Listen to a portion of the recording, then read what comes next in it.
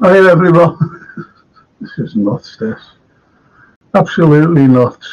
I don't know what to say. But I'm not being negative or anything. I just don't know. Honestly, I just don't know what to say. I just don't know what to say.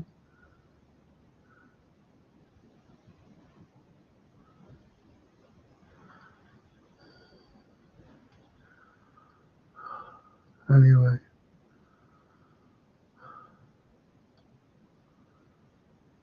I want to go through a couple of things here. You don't know Montenegrin people.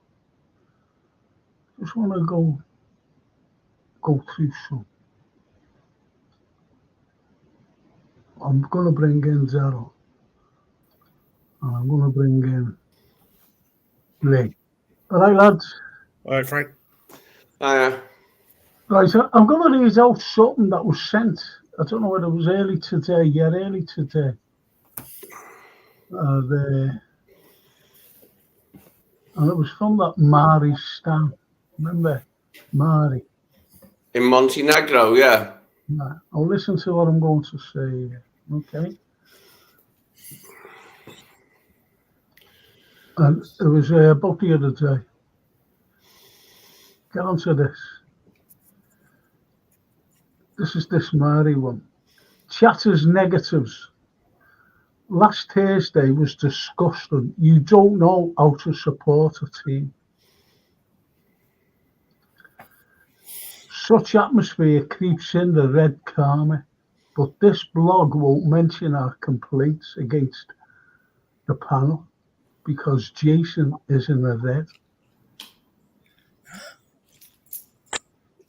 Yeah. Well, Jamie, K-Mac, Lee, Daryl, Frank, Jürgen, and all you all got it wrong. Dumping Kelleher and Jarrell, your defence of the next 10 seasons and karma taught you all LFC, FSG fannies a lesson tonight. Wow. Yeah. And she goes on by saying, I don't know whether it's a he or a she, but I'll tell you something about it in a moment. Makes it difficult from here, Montenegro, obviously. But you all gave up last Thursday. Shame on you all. Are you listening to this, Lee? Yeah. Sure am. And this is not the Liverpool community I was educated in. You seem to have declined into the TAW Redmen TV USA Court mentality of UK 7, it's cesspit, FU. And seems there is a lot of chickens here tonight too. So I will make a memo on our group stream starting tomorrow. P.S. FU Jason. Now the punch is, we've had problems with them before, Jason and I, because I used to have a football show. I'm going back about 3 or 4 years ago.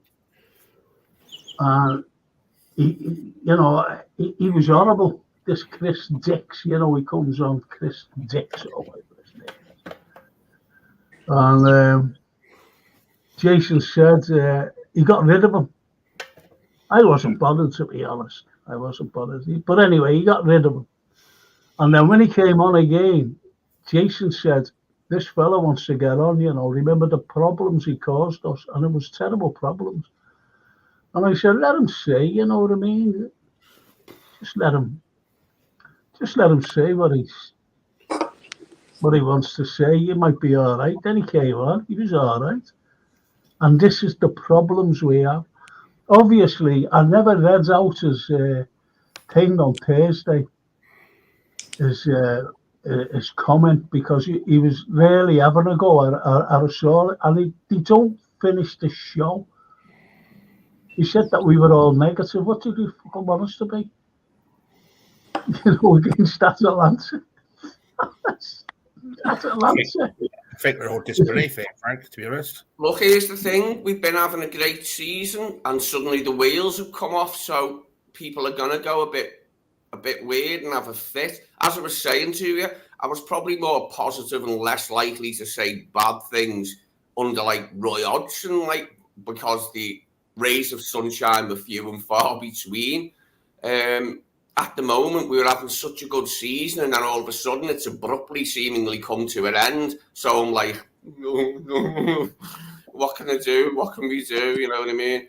So the best Well, thing. anyway, that's by the by. To be honest, we weren't negative. We were critical, right? We were critical against Atalanta simply because he made too many changes. So if you can't be critical, and they think that we love FSG, I'm one who doesn't like them.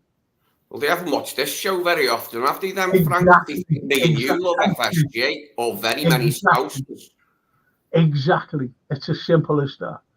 And these are the people that I had to put up with a few years ago. And so we got the well, Jason just got shut. At the end of the day, Frank, this is an opinionated show. We give our opinions. People don't like it, they can go somewhere else. Yeah, exactly. Exactly. Well, anyway, I'm going to go on now. I'm going to read out these, and JK's joins us. So, bros. Easy one. I had to read all this. I had to read it out, just to let you know that he's called whoever it is, this Mari one. But Jason thinks that it's the same fella. It's the same fella. Mari is the same fella as, the Dix lad, if you know what I mean. Anyway. Real Scouser, Frank, we were awful today. I hate that word. I won't pronounce it. Yes, Sal, we got exposed as the frauds we are, tears in our true league position. And that's Sal. Evening, boys. Here, Mikhail. Ian, bro. Bless. Big up the fringe and roll one up, fat boy, says Lewis. Lynn Ellis. Appalling is all I've got to say, says Lynn. Vela says, Mari is smoking some crack, it seems. Jeff Ellison. Good evening, all up the Villa. The only bright point in a bad week. Yeah. Why? How's your Villa get on? They won 2-0 against Arsenal. Bloody hell. Yeah. And There's hope, yeah, because City are only a point. Can I finish off here, please? Sorry, Let me finish off please let me finish off the comments. We're all in a bad mood. We're all in a bad mood. Saleh, says Steve Evans, among those who will leave in the summer. Hello, lads. And Salah is tired. Right, I'm going to go for your all opinions. I'm going to go straight to JK. Now, I was talking to JK today, and JK, he's always tries to be positive and concentrate on the league rather than, and the Europa League as well, rather than fight, saying he's crap and that's crap and whatever. So I'm going to ask JK. Sorry, JK, I've got to go to you first. Your opinion, mate. Okay. After the Arsenal result, I feel a little bit better. But I just feel like today was the day where, after the Thursday game, we could have been top of the league today. All we had to do is beat Crystal Palace, I had a funny feeling that Arsenal would drop points today against Villa. I just had a funny feeling about that one. And we've messed that up, I'm just thinking now, we've got 2 games before City play their next game in the league. We've got Fulham and Everton.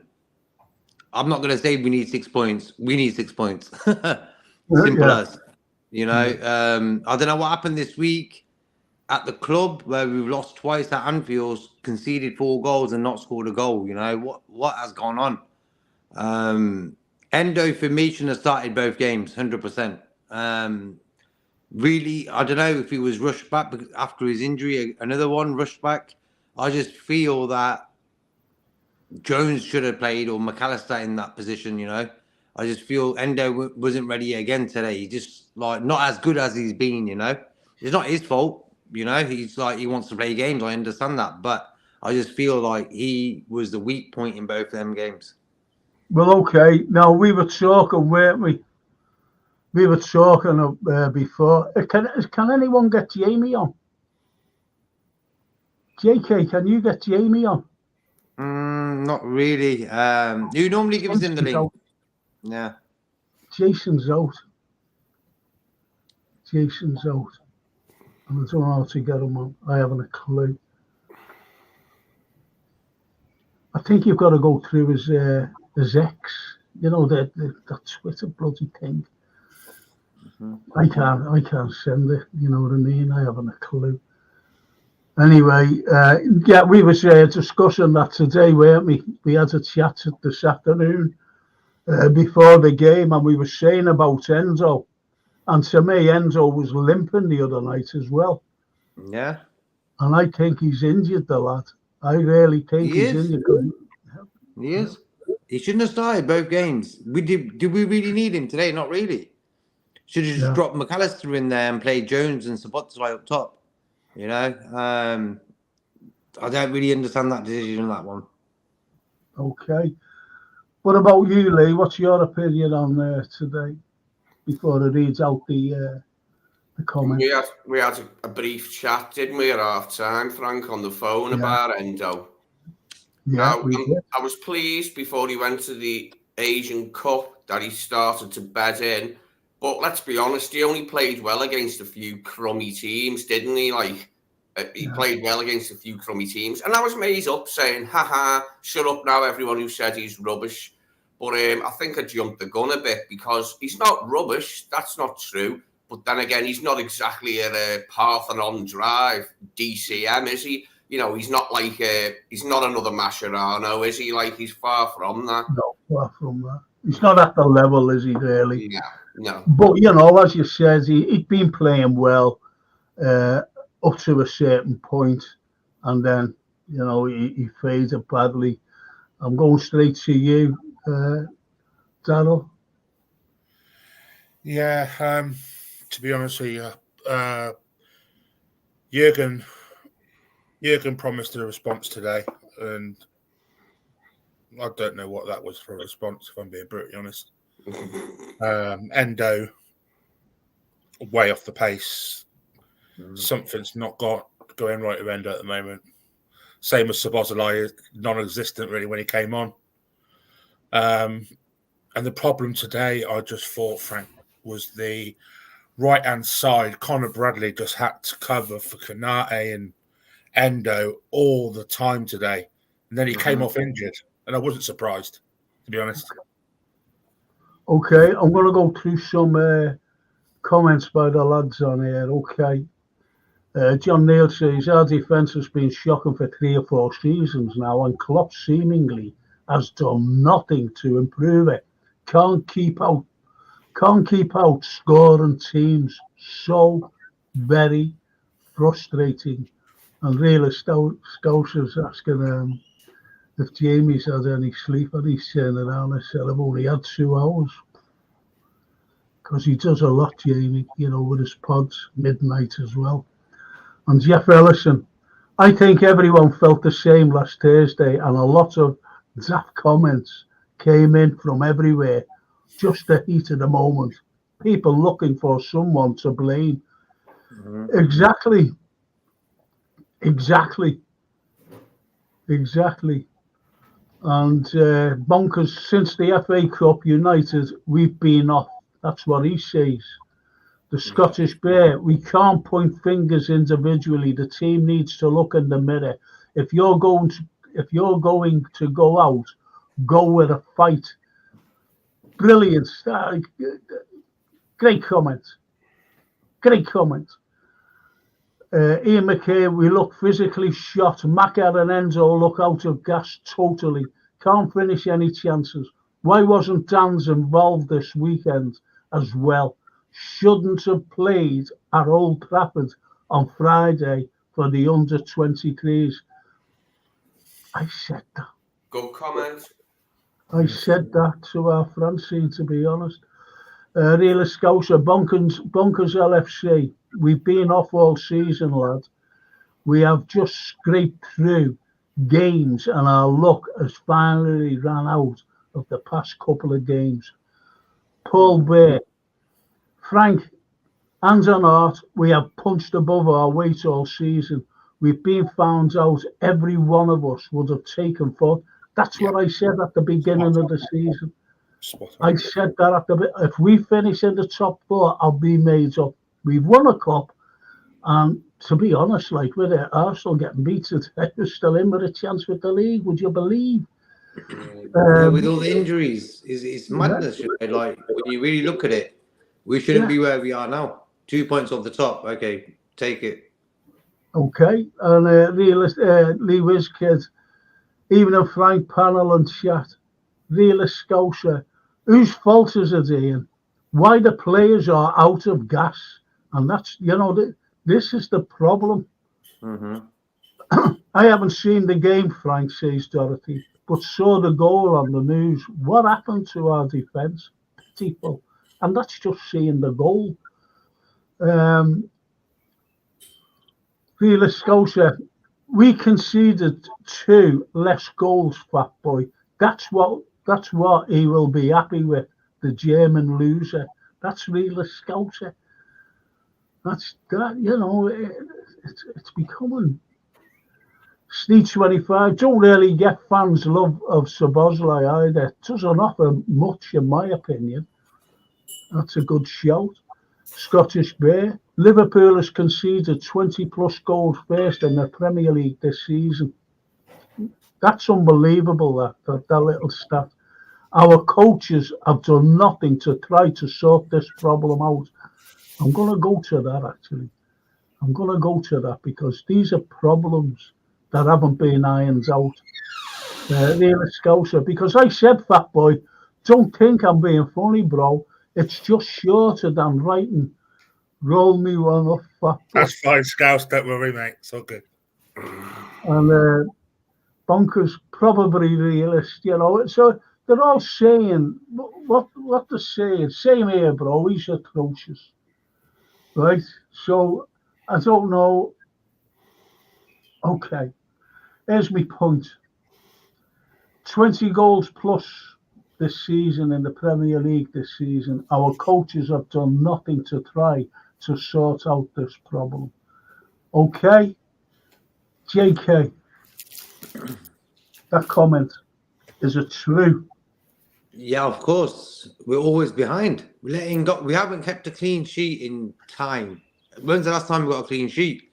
Always going behind, and that's why a lot of players get injured as well. Overstretching for balls to win the ball to get the equaliser, stuff like that. You know what I mean? When you're controlling the game, players don't really outstretch themselves because why? You're in control of the game. But when you're chasing a game, you're going to end up doing certain things with your body that you don't really want to end up doing to get that ball, to get that equaliser. It all makes sense, I don't know why we keep letting goals in. Today, Canati and Van Dijk were doing my head in. Like, why didn't they kept on passing to each other? It was like only them two were playing. Like, give it to Canati, back to Van Dijk, back to Canati, back to Van Dijk. I'm like, yo, hit the ball long. We got 5 minutes left, we need a goal. What are you doing with the ball there, Wasn't anyone offering anything up top? But yeah, conceding goals all the time first and then end up trying to get the goals back to win the game is like, you can do it for, I don't know if you can do it all season, but it just feels like we've sort of exhausted, Just the players like even Virgil, not as smooth as he's been, all season. The last 2 games, he's looked dodgy, So well, I said, it's like you get a Rolls Royce, one of the top cars in the world today, or a Ferrari, one of the top, and when you go to start it, starts to pay, then all of a sudden there's a blockage, and it just comes out, and that's what Liverpool. That's the analogy I give, to be honest. But Right, I'm just gonna read out these lads before I get to you, Lee and Daryl. Now listen to this. Just hear me out on these comments, please. Leverkusen and Alonso won the title today. Nothing for Kane again.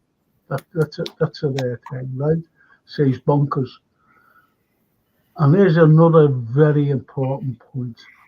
Phil Barnes says Nunes missing too many sitters. Right? Too many sitters. Robert goal today. Yeah. This is a cracking comment. The coaches are just biding their time. They're all leaving, says Robert Blundell. And Jamie says, Jamie, can you get on here? Ball back to the start of the game. The players look shattered in the tunnel.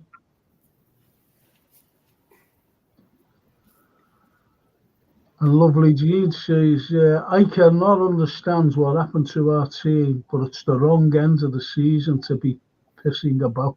Jean. Exactly. If they no longer want to turn up, fucking hell. Can you go on there?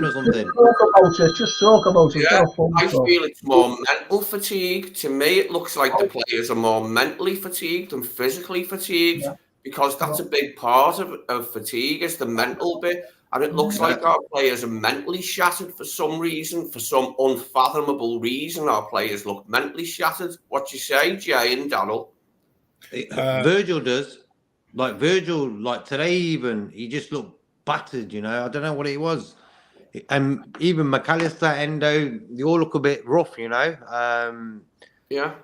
And I think when you get pressure in the world, especially on social media, it's a different level of pressure, because fans are writing things in the comments. I'm not sure if the players are looking at them comments and stuff like that. So it's all this pressure the fans even put on their own team, It's like, come on, you support the players. But for me today, I think the players just look battered.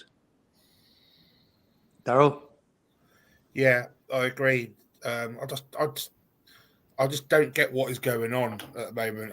It's like, even there's a lot of fans even saying about Van Dijk today, saying he doesn't look like the Rolls-Royce defender that he always used to be. Like he's taken it in his stride now and not bothering.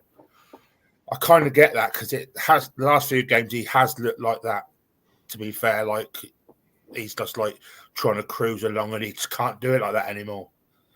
And Kanate can't handle one season. He's injured half the time more than any others. And the conceding is a very big problem when you're conceding. Going behind 27 times this year is a number that is disgusting in hindsight, really. For me, we've never really had a solid defence, have we? For years. Mm-hmm. Years. No.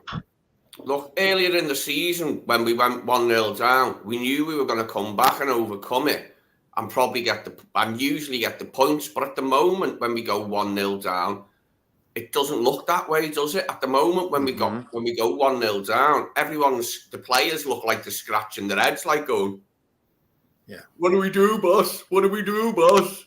And that's not like us to do that.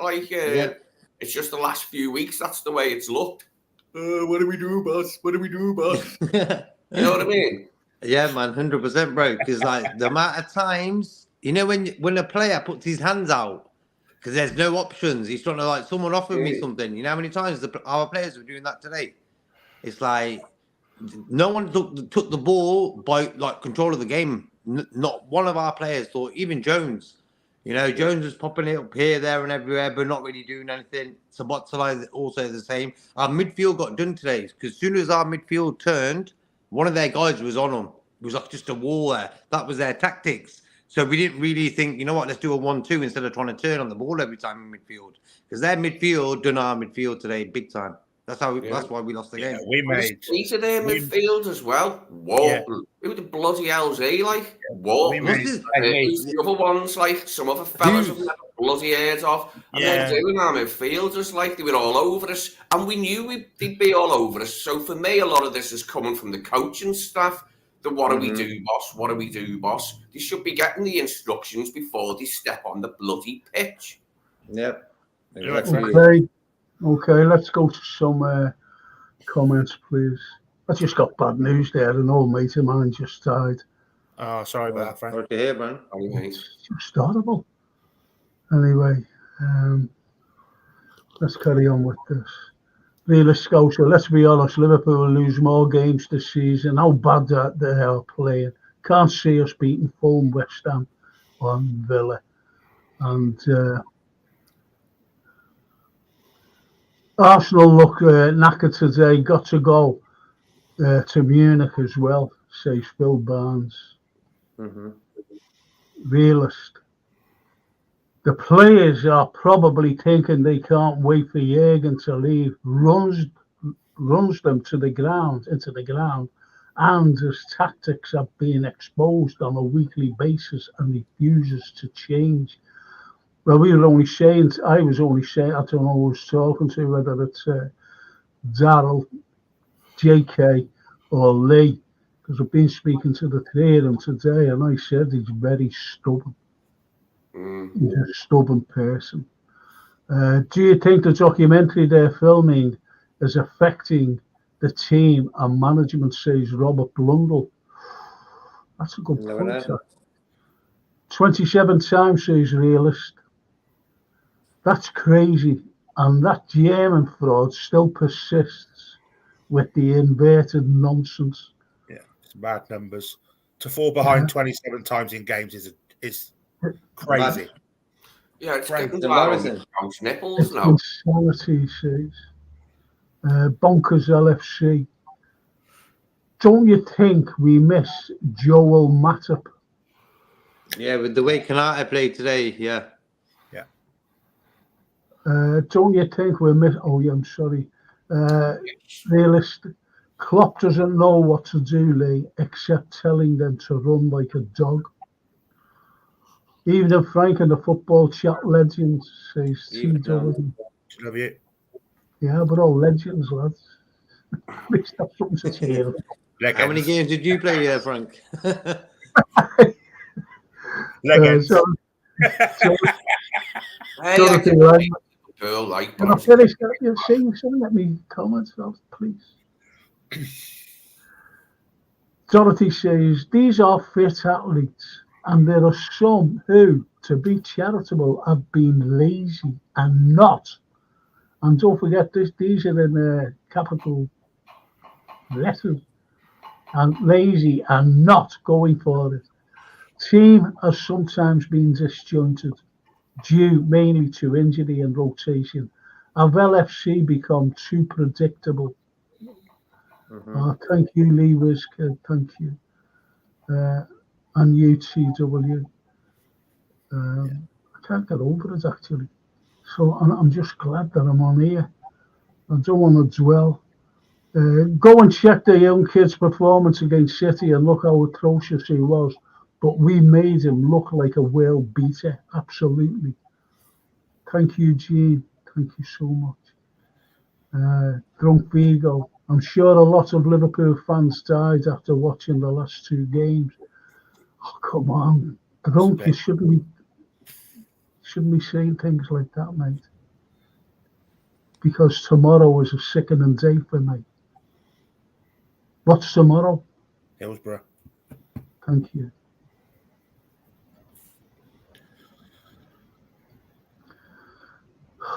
Anyway, hi lads, says Antico. Fact we are virtually starting games, one goal behind, kills us. Canetti, Enzo were atrocious today. Elliot for 10 minutes was a joke. At least give the lad 20 minutes or so. That annoyed me, says Ian McHale. Enzo shouldn't have been starting, says Drunk. Hello, Frank. Hello, panel. Sorry to hear about your loss, Frank. Thank you, Paul. And the Scottish Bear. The Liverpool team is mentally exhausted. Players have been well rested with injury. and rotation. This looks mentally fatigued. Klopp leaving has taken its toll mentally. I go along with that. Yeah. I go along with that because if your manager's leaving, you know he's a cracking fella, and he is. Let's just not take anything away. He man manages the players. You know, he puts his arms around. You've seen him. You've seen him. You've seen him with Mane when he knew Mane was leaving. You remember when he hugged him and you just see Mane, you know, and he was upset, his face at the end of the game. And they know he's leaving. And they know what's going on at the club because he's not just leaving saying, oh, I've had enough of all that. I'm sick and tired and whatever. He's going because something went on at the club. And they're upset. They are upset. It's as simple as that. And it's affecting them. And also what you've got to take into consideration, and someone mentioned it, the rotation. No one knows, you know, he's been rotating, you know, injured players. So he's been bringing players in. So he's been filling the holes. And unfortunately, they've gone. Then all of a sudden, you've got this terrible, terrible situation that we're in now. And I'll give you my opinion about Szoboszlai. He doesn't know where he's playing. It's like Gakpo. Gakpo didn't know where he was playing. He was all over the place, this lad. You know, the games gone by. He was all over the place. The unfortunate thing was, well, where's my position? Came on against Atalanta and was excellent. Then he came on today. You know, the transformation. So is out on the left as best position. So whereas, you know, against Atalanta, most probably he'll come on and play like down the middle or a false nine or on the. I don't know where he plays, and I just think that everything has gone awry. I really think everything has gone awry at this moment, this critical moment. And I'll go straight to is that Brian there? Yeah, all right, Brian. Hi, Brian. All good, Brian. I'll go straight to Frank? you. Hiya, Brian. I'll go straight to you. So I've been asking everybody, you know, Atalanta today, what's happened? Well, that's football, isn't it? You can go from space of 10 days thinking you've got all these things potentially on the horizon, people arguing about what you should be concentrating on, winning more, whether we should be going for this more or that. The next thing you know, 2 games later, situation's very different. I suppose that's how quickly things can change. I suppose maybe in 2 games' time it could be different again. But it's kind of like it's like when you hit a brick wall, isn't it? It's come to a pretty shuddering halt pretty damn quickly. You know, it looks like the air has gone out of it. Not slowly, not sort of over time. It's just like in the space of, well, that Atlanta game was a shock. So you think to yourself, right, well, that's happened. That can happen. You go and you've got a chance out home on Sunday against a decent team, but not a brilliant team. And you go and do that. I think even Klopp on the touchline had that look on his face as if to say, even I don't know what to do here. Do you know what? I said to Darryl, well, I don't know who the bloody hell I said it to. I said he looked uninterested. Yeah. Klopp looked uninterested. Stephen Warnock was the co-commentator on the channel I had. And he pointed it out. He was saying, this isn't Klopp. He hasn't gotten angry once. It was towards the end, something happened. Yeah. And he was like, look, that's the first time today he's actually gone and lost his rag. Yeah. It was about a throw-in or something like that. It was that corner that wasn't given. It was the corner that didn't get given. And he's saying that's the first time he's gone over and started really getting. He said, that's not the Klopp I'm used to watching. And to me, I agree with what you were saying, Frank. I think when people know that a manager is leaving, even if it's subconsciously, when the train is at full steam ahead and we're flying, it's grand. But once things get difficult and you have to get out and, like Klopp says, push the train, When you know that manager's going to be gone in a month and a half, even subconsciously, the drop off is like, remember Ferguson announced he was retiring at the end of the season, and the team dropped off so badly he had to announce he wasn't leaving. Changed his mind because the team was tanking; it was going to mid-table. So he's like, "No, I'm not leaving."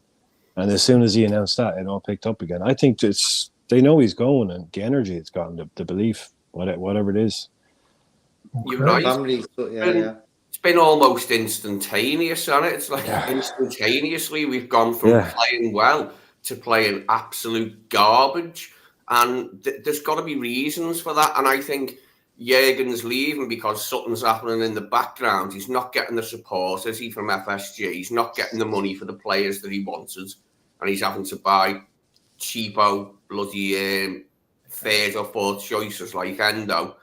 And he's just thought, you know what? Sod this, I'm off.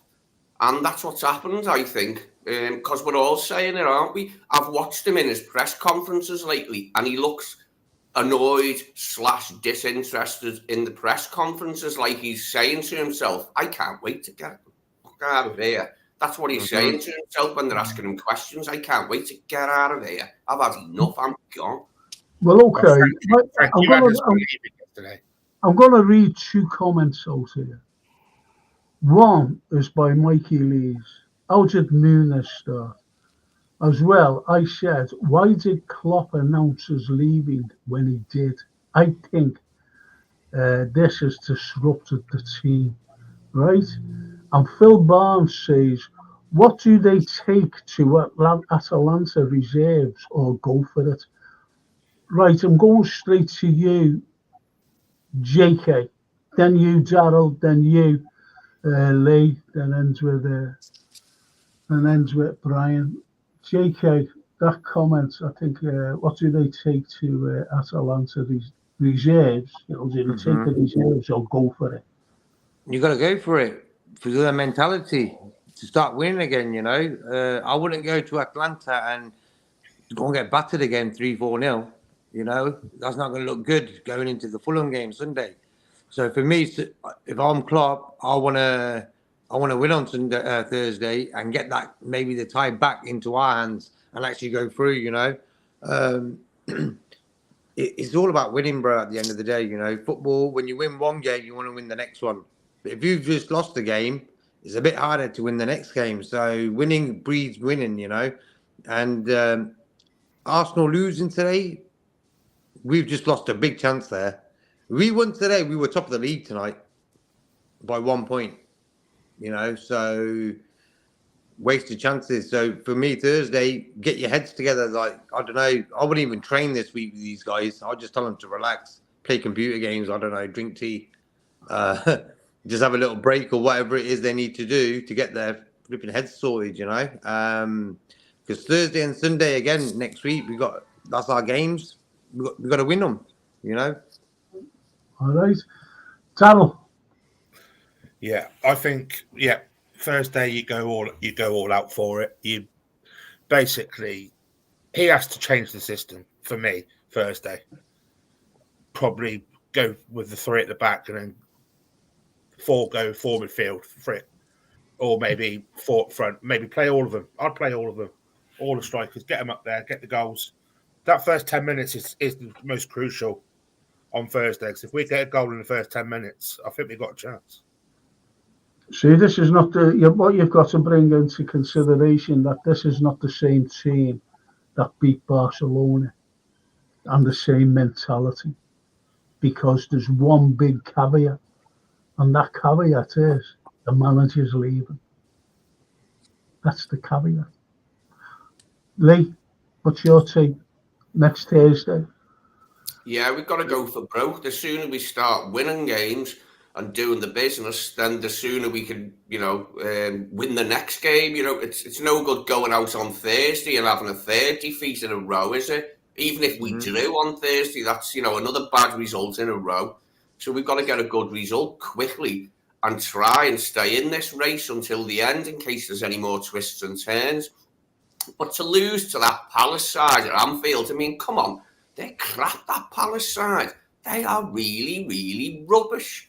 All right, they put in a good performance and kept us out and all that cash, but they're not a good Palace side. I've seen better Palace sides in the last few years. This one's not very good.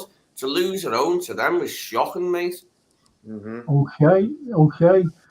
I'm surprised no one's mentioned that we were so unlucky in front of goal. And I said their goal led a charmed life today, especially with the blocks and the saves. That goalkeeper, he made saves and he didn't.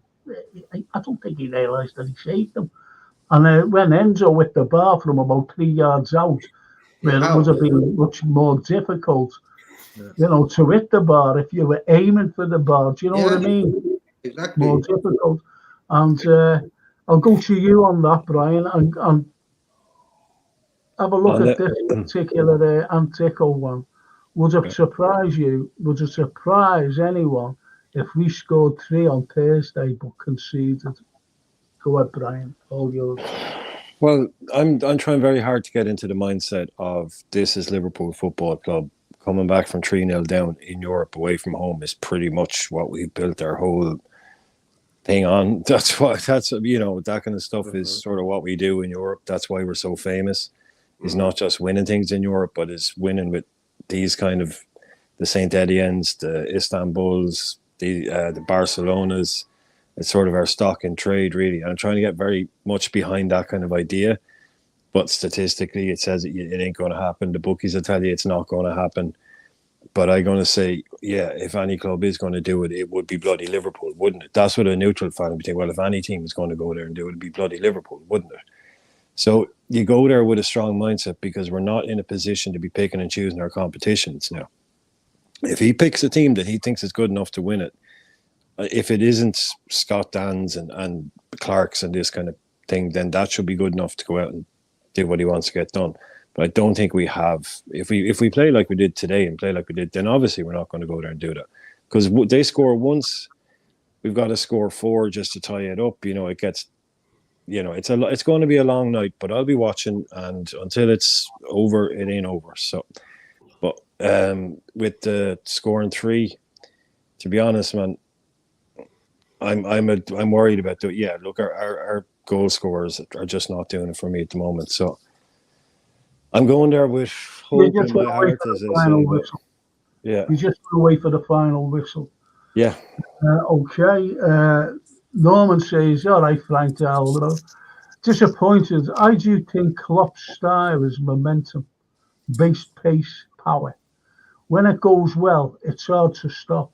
When fatigue sets in, it's hard because momentum goes in reverse. That's a cracking point, that. And the lovely Dorothy, Mikey Lees, perhaps Jürgen had no choice but to release that information. Better from him directly than in the gutter press. I agree with that as well. So it must have been going to be leaked when he was leaving. Right. Listen to this. Scottish Bear. Nunes and Gakpo both play better on the left side, especially Nunes. There you go. It's just. I don't get why Jota was left till the 60th minute to come on, and Elliott like the 82nd minute. I mean, what was Elliott going to do in 8 minutes? All right, we had a bit of injury time, but ditto with Jota, he should have come on at half time, mate. This is a very good point, and I mentioned this before as well. Not on here. Frank says TW. What's happened is we lost 6 first-team players for weeks, and the lads that stepped in, it's not weeks, it's months, isn't it, really? Stepped in, have run out of steam. Unfortunately, the players returning from injury are not match fit yet. And I think that's a cracking comment. And the Bonkers says, real Scouser, we can score 3, but we can't keep a clean sheet. Maybe Klopp gone, like when on the last day at work, you can't be bothered, says Antico. I agree with that as well.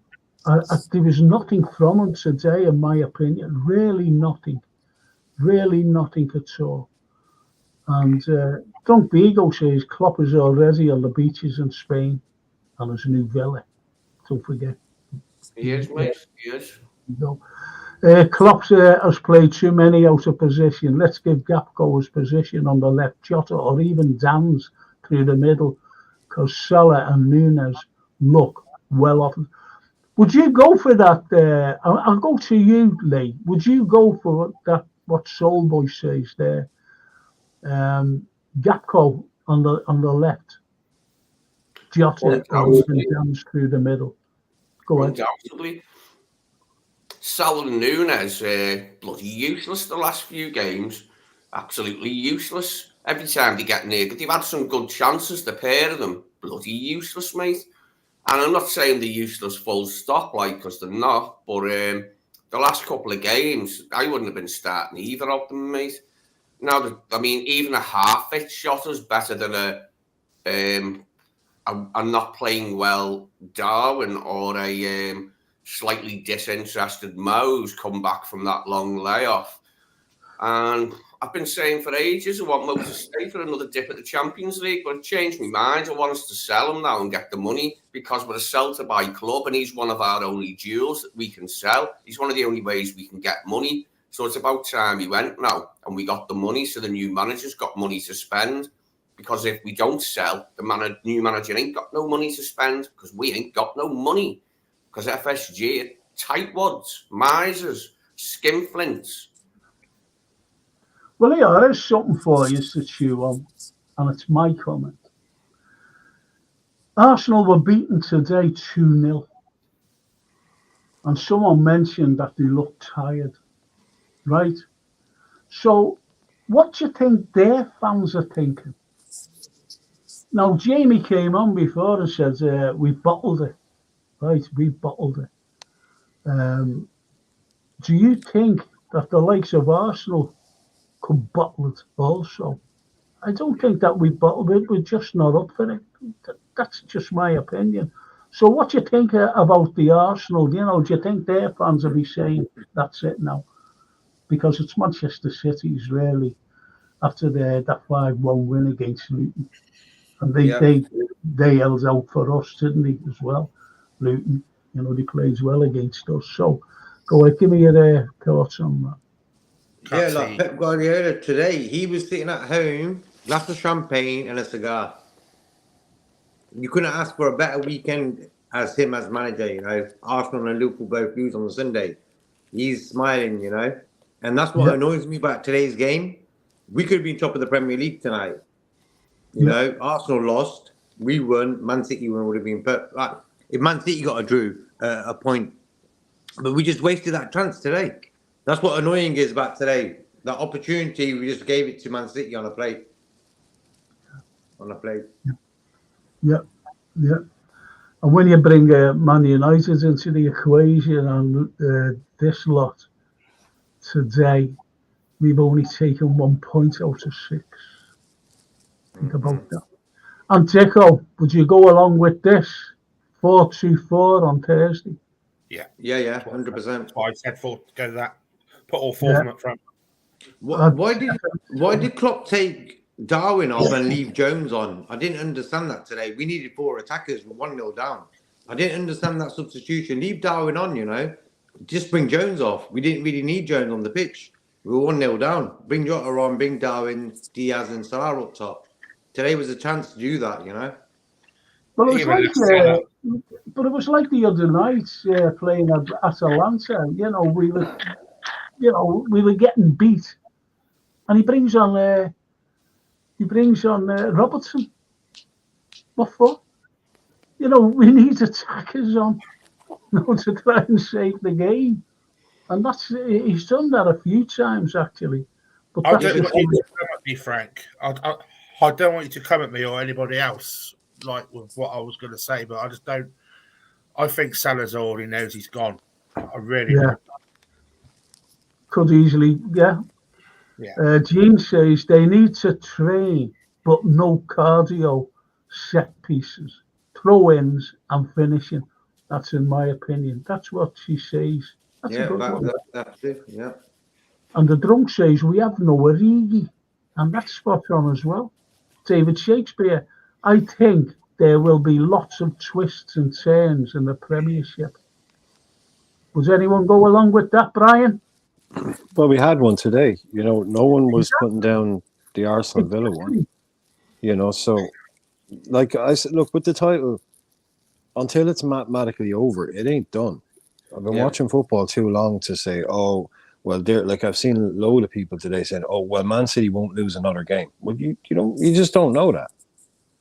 You just don't. Okay, they probably won't, all being equal, but like they lost to Palace twice last season. Nobody had Arsenal still have to go to Spurs. Did anybody have Spurs losing 4-0 yesterday?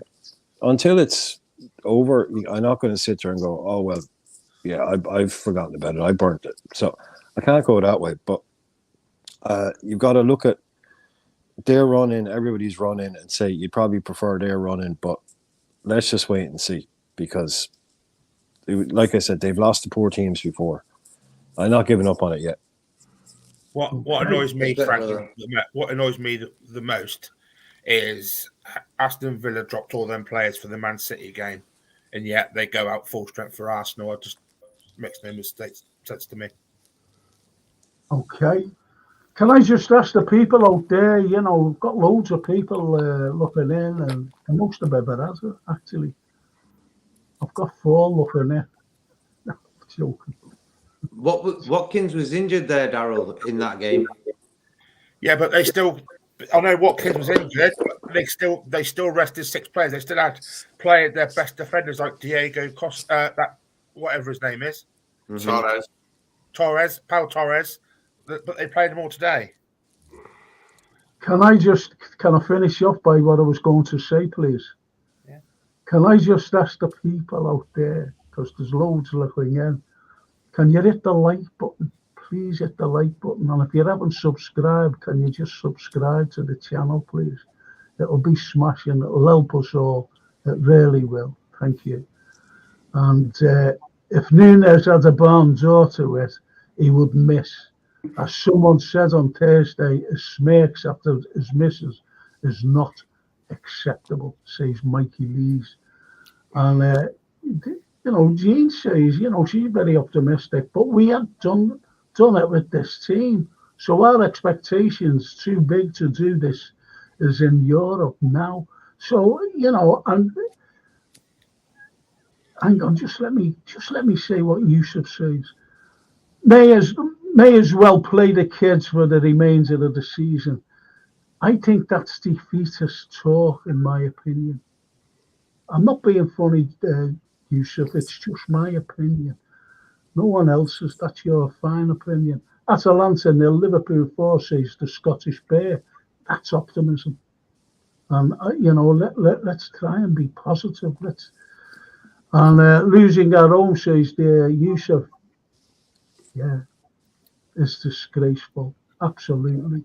I mean, and the Ottomans here, evening, gentlemen. And let's go on to this point here. And it's Norman. Go straight to you, JK. Then I'll go to Brian, then to you, Lee, then to you, Darryl, then to you, JK. Don't forget we lost 6 home games in a row with Klopp. My point being, momentum works, both positive and negative. The performance versus Atalanta was worrying, and it's hard to get out of that sort of form. Do you think that we could break that form? We could have been talking about, say, like in an hour's time, or we were playing, I'm just saying this, we were playing Crystal Palace. We played Crystal Palace, and that form hasn't changed. So would you think, JK, and a lot of you, as well, that this form of negative, I'm saying, negativity can be broken against Atalanta, JK? Okay, for me, the whole negative energy came when Klopp decided to do the interview that he's going to leave, and then a few days later, Edwards' face pops up. So that negative energy has come since then. Before that, we were doing sort of well, Klopp knew he was going to go, but he didn't tell us guys. So we didn't know nothing. So I just feel ever since this whole soap opera began, it's not been a positive thing on the what's happening on the pitch. Klopp could be wound up the way he's probably been treated behind the scenes. So that energy comes into the changing rooms or on the training ground every day. The players have not picked it up. So that enthusiasm that we know Klopp, what he's all about is that enthusiasm, that energy he has. Maybe that's not there for the last few weeks, months, whatever. So it has a knock-on effect. But Okay. Go on. and you can see that in the last few games, and I think the players just look a bit battered, tired. So the next game's always the one that you have to look at and say, "Yep, we need to step up. We've got to win the next game." So we've got to win on Thursday, no matter what. Okay, I think that's a good point. And Yusuf says, how the hell did Curtis Jones stay on that pitch for so long? That's a great point, because he's only come back from injury. He's been out weeks. He's only come back. And yet, I thought he was going to come off at half time. I really did. Because, give him, till half time or whatever, whether he was playing good or bad or indifferent, to me, he was indifferent. And I think because of, that injury, and when he was a 1-on-1, when he missed that, he wasn't sharp. He wasn't sharp enough. No. And that's I could say that for a number of players, actually, who's come back from injury. I really can. I can say that for a number of players. And Midnight Choker, such a fickle fan base we got. True. It's become that now. Fans have been having a meltdown. We could still win the league, like Brian said, until it's mathematically not possible. We're still in it, Like, look at Arsenal today. They lost. I thought there would be a result there, but they lost. They'd have dropped points as well. So anything can happen, Yeah.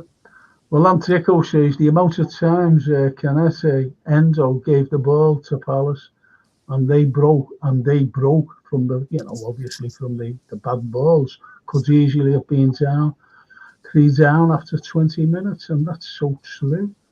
Absolutely so true. Let's see if there's any. And as David Shakespeare said, there'll be many twists and turns. Of course there will. Greenland. Yeah, I don't know where this fella's from. First time. Klopp is overrated manager. Clueless. Brian. Yeah, thanks for that one. Yeah. How much time have you got? Do you want to just rewind the last 9 years? That's incredible. Clueless, overrated. I think the only thing that's clueless and overrated might be Greenland. Greenland's opinion of his own opinion. Okay, JK. Put it this way: what Klopp has done for the club in general and the owners especially, give me another guy who can turn 300 million into 5 billion within 5 years. Give me any football manager who can do that. That's what Klopp's done. Just leave it as that. I'll be honest, I want to have a go at Jurgen because I'm annoyed, but the thing with Jurgen is he's leaving because he is a bit tired, but it isn't like the work that's made him tired. It's them frigging owners that have made him tired, not giving him any money, lad. You don't wash your dirty laundry in public. But I'd love him to have come out when he said he was leaving and said, I'm leaving because these tight asses never give me any money and Pep can buy anyone he wants whenever he wants. I'd love him to have said that, but he's not going to come out and say that, is he? But I feel like that's contributed, that and the tiredness, of being here for 9 years, contributed. Plus the ropey VAR decisions, like the one that robbed us of the title in 2020, Rodri's handball over the road, bloody Goodison Park. You know what I mean? And the PGMOL come out and said, we're sorry, that was their first ever apology. Well, that ain't no bloody good to us, is it? Like, we lost the title by one sodden point, and if Richarlison puts that penalty in, we win it by a sodden point. He's looked at that, and then he's looked at Diaz's onside goal, not given, and he's gone, do you know what? Sod this, I'm off. Well, there's I don't think Greenland's are there, to be honest. I don't think he's one of us. Because he says there the pretenders are exposed. I don't know where these fellas come from. Greenland. Jeez. Anyway, I like Gene's comments here, boys. They look how the Palace manager dealt with us. Took off his attackers and brought on defenders to lock up shop. They showed us today. Well, that's a fair criticism of Klopp. The plan B thing, or shutting up shop once you're winning instead of going for another couple of goals. You know, there is a fair criticism of his bloody, what's it called? Gegenpress palaver.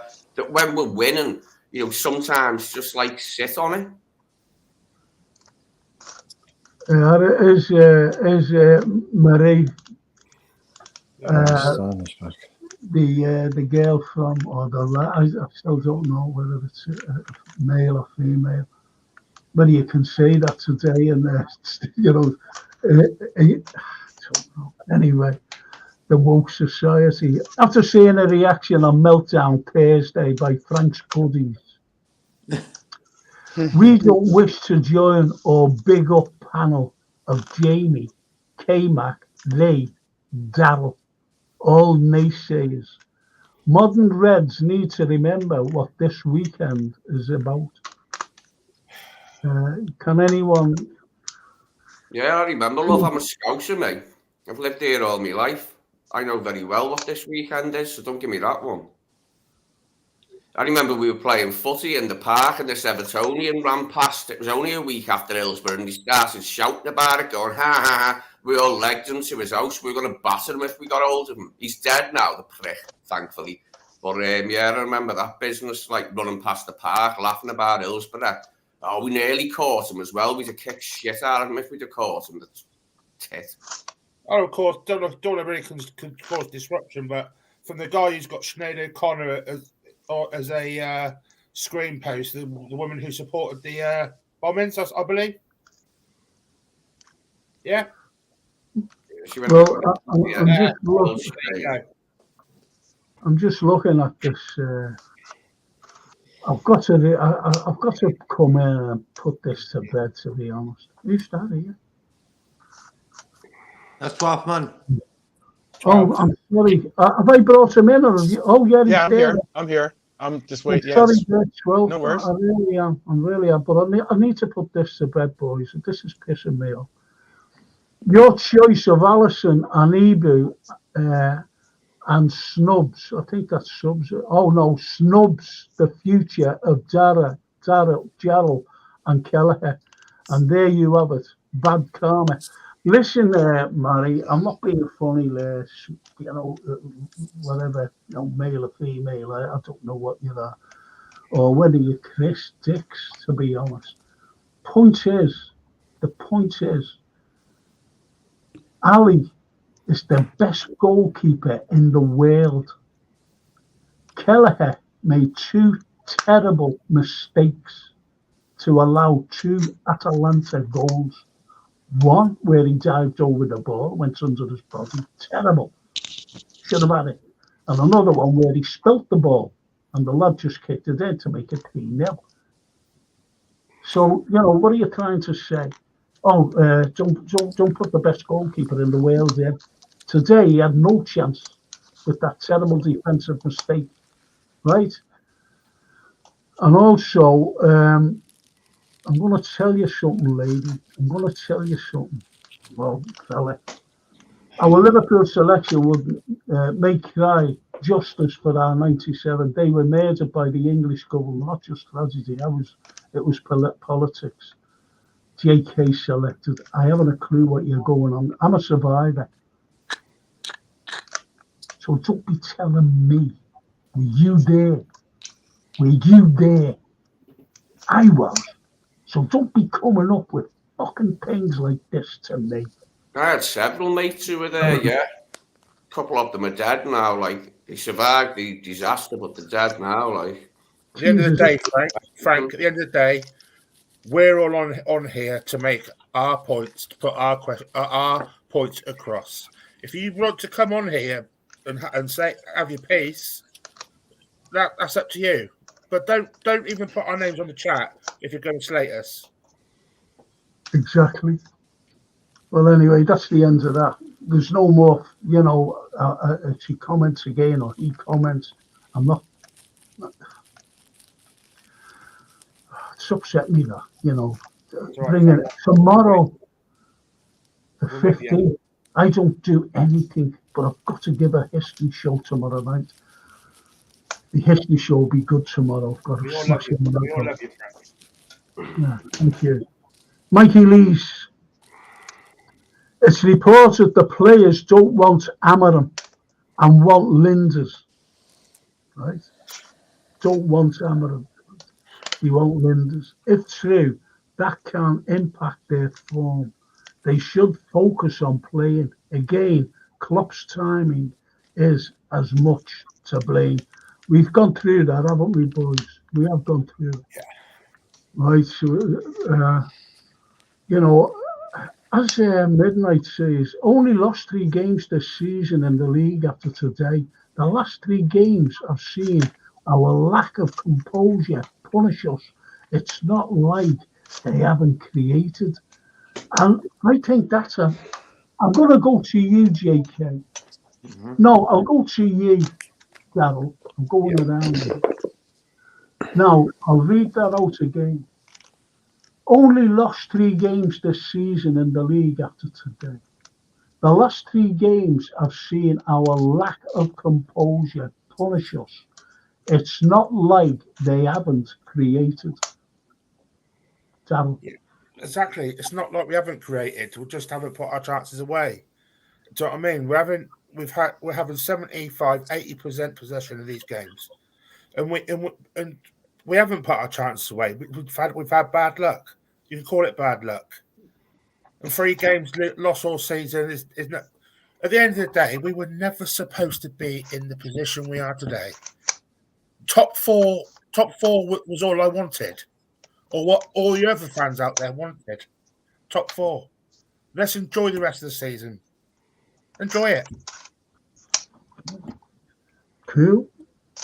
Right.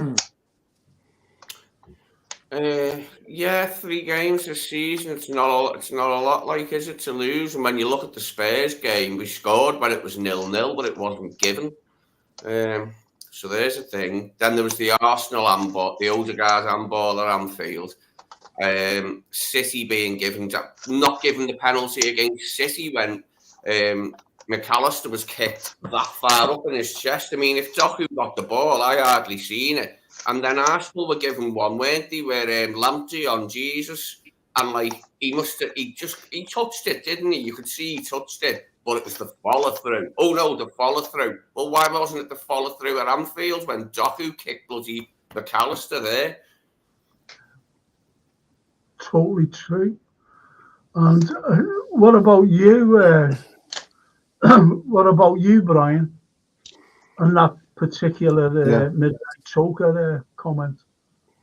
Yeah, it's something I've been trying real hard to avoid doing all season, is sounding ungrateful, sounding entitled, in pointing out to myself, not trying to tell anyone, but just to myself, that we never really look good all season. I think I can point maybe on the 4 or 5 games where we look great. We looked really good against Aston Villa. Couple of times in Europe, we looked brilliant, but most games we just really didn't look well, like we were playing well, but we were just getting result after result after result. So when you look at it like that, that just shows you we've only lost 3 games and we're still not top of the league. But to me, it looked like we were constantly going to the well. Second half FC, constantly needing to come back at halftime, and I thought it was going to catch up with us against eventually. And the combination of that and knowing the Klopp is leaving and this bit of an energy drop off, it's caught up with us. Mm-hmm. And again, because we weren't able to be 2 or 3-0 up in a game by halftime. Not that many teams do that, but able to put them to bed early. We were always having to come back and scrape wins and late wins. I just thought it wasn't sustainable, and I haven't been impressed by the way we played football. Only apart 4 or 5 games. So yeah, we've only lost 3, but maybe we lost the wrong 3, or maybe we're losing them at the wrong time. You know, we are where we are. We are where we are. Totally agree. I'm going over to the 12th. But one of the points is lack of composure punishes. It's not like they haven't, we haven't created, because we have created chance after chance after chance. 12th. Non-stop. Yeah.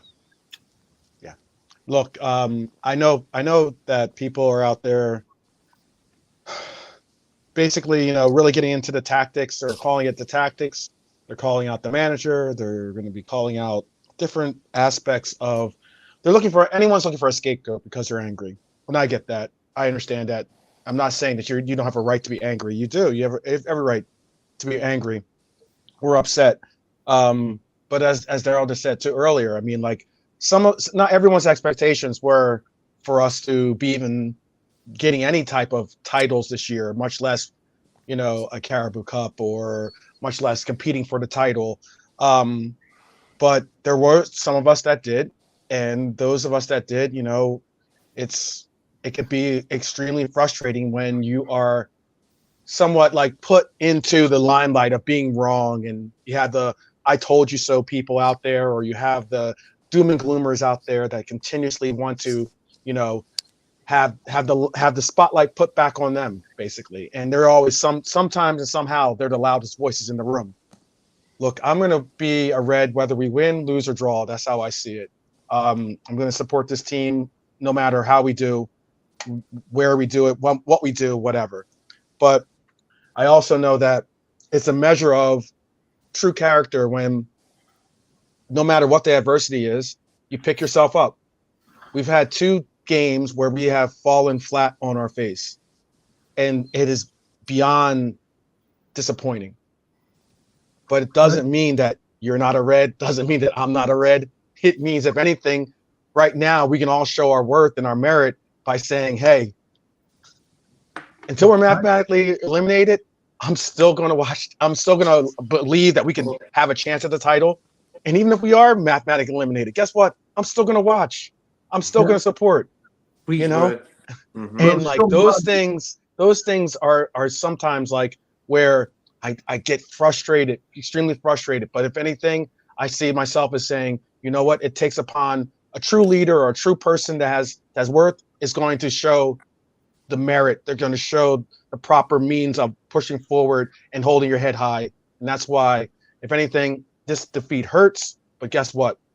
We have another tomorrow. So I'm just more focused on what we have for tomorrow. Well said. Well, I'll be here till the day I die, mate. I won't miss a game unless I absolutely have to, and I can't see it.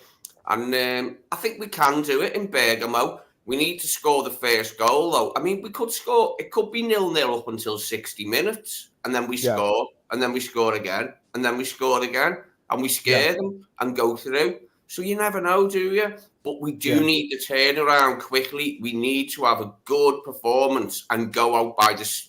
They only go by the skin of our teeth, to have a good close go at it, and then hopefully we'll be up for the Fulham game, and they can look at themselves in the mirror and go, yeah, we gave that a good go. We nearly got them, didn't we? And then we've got a good chance then at Fulham, because Fulham aren't all that. Did they beat West Ham today? They did. They beat 2-0. They did. Okay, but Fulham aren't all that. We've already been there, and we got a 1-1, didn't we, in the Carabao, and went through. So, we can do them. Like, there's definitely still hope there. It's just that we need this turnaround quick, because we all thought it was coming today, and okay, it didn't. But we need this turnaround quick if we are going to stay in there, because we can't afford really now to lose any more points in the Prem. If we realistically want to win it, we've got to win the rest that we've got now. I think City's difficult games, they've got to go to Spurs. I hope they get robbed for an onside goal at Spurs. See how they bloody feel, and see their arsehole ex-players then. Because they were laughing at us, moaning about it. I can't remember who was it? Some dickhead ex-City player going, what are you crying about? And that. And Pep said, suck it up or something. I felt like saying, how would you feel if that happened to your bloody team in a massive game? scored an onside goal. VAR looks at it, sees it's onside, and then the cretinous oaf of a VAR official said, "Oh, I thought it was given the goal." I mean, did he not look at Diaz going, did he not see the flag go up? Come on, come on. Well, Can I don't say- look at Liam Gallagher's tweet today. Oh, Oh. goodness. Oh, goodness. No, that wouldn't I even come close. Please don't look. Well, anyway, Frank, can I say one sec? Can I say one thing real quick? Sorry. Yeah. Can I interject one? Can I say, with all due respect, with our form has been bad as of late. But I also know that Arsenal has been in incredible form. Yeah. And yet today we saw that sometimes teams are just better, or sometimes they get things right, and you just for some reason can't get your own things right. Yeah. So I just wanted to make sure that we understand that we're not alone in this weird I guess dimension of things that things can happen, and we've seen stranger things happen with this club. So I'm not giving up on them. That's all I'm saying. Thank you. Well, Winslow, he says, would you like the manager to be ruthless with the squad? JK. I think Klopp's ruthless with them, with a friendly twist to it. I think with the midfield players, you can tell he's ruthless with them, that you got to run. Hence why our midfield players always look battered. So I think Klopp is sort of ruthless with them type of guys. Me personally, I prefer a manager with a big personality, a guy you can go to if you've got problems and stuff like that. Not strict, but strict with fun. The right mix. What Klopp is for me, but yeah. Okay. Gene, I'll go to you on this, Darryl. Gene says, people can say what they want. Pep and Klopp changed the Prem for the better, no matter the league trophies won. They've set a standard they are all trying to achieve. Respect, JMK. Yeah. There'll never be any two better managers in the Premier League than these two. You've even got people like Mikel and Arteta trying to match what Klopp and Pep have done, and it's just never going to do it at the end of the day. And people would need to forget something. Like, if we would have come up against Roy Hodgson's Palace today, we would have blown them apart. But we had a Frankfurt's ex-manager in there today. He's tactically brilliant, along with like Gasperini is. That's what we need to remember. Okay. I'm going to read this out from a friend of mine, Neil Bradley, and then I'll go straight to you. Brian. Okay. Comes from Neil Bradley. The problem is too many players out of form at the same time. Remember a few weeks back, we were struggling to pick a man of the match because at least 6 players were worthy. Fickle fans pointing players out now, individually, Gomez, Gakpo especially. For me, the biggest fall-off is Mo and Szoboszlai. Mo set the bar so high that when he fails to score, it's a failure. For me, it's not over till the fat lady sings. Mm-hmm. Go ahead. Well, I don't tend to always prescribe to the idea that there's one problem. I don't get involved in that because people say, well, the problem is this, and some say, well, actually, no, the problem is this. Some will say, no, the problem is that. Well, the thing is, all of those things are the problem. If all of those things are a problem, then all of those things added up together are the problem. It's never just one thing that can be fixed or can be sorted. So it's like remembering a few weeks back that, people will always change their minds. I don't know, like that's what football fans are like. If you expect them to be any different in 50 years, they won't be. They'll still be changing their mind every week because some people only watch games. Some people only watch 90 minutes. They don't get immersed in the sport. They don't pay attention to all the ins and outs. They just watch the game, or they watch 2 or 3 games a week at most, and then they have their little opinion, and then the next week they see something different and they change it. So if I want to engage with someone in conversation with them, that's fine. If people are, that's football. It doesn't really bother me. But all of the problems are the problem. There's myriad problems here at the moment, and I think basically calling for change. I don't know if the previous guy meant be ruthless with this. Would he meant the new manager be ruthless with the squad in terms of Klopp being ruthless with this squad? He's punched out already. He's not changing anything. Not changing his tactics. He's not changing the way he does stuff. He's not changing his favourites. It's going to be like this till he goes. He's not going to invent some new 3-5-2 to get us through to the end of the season and start playing, Alisson in midfield. It's just not going to happen. He's going to do what he's always done.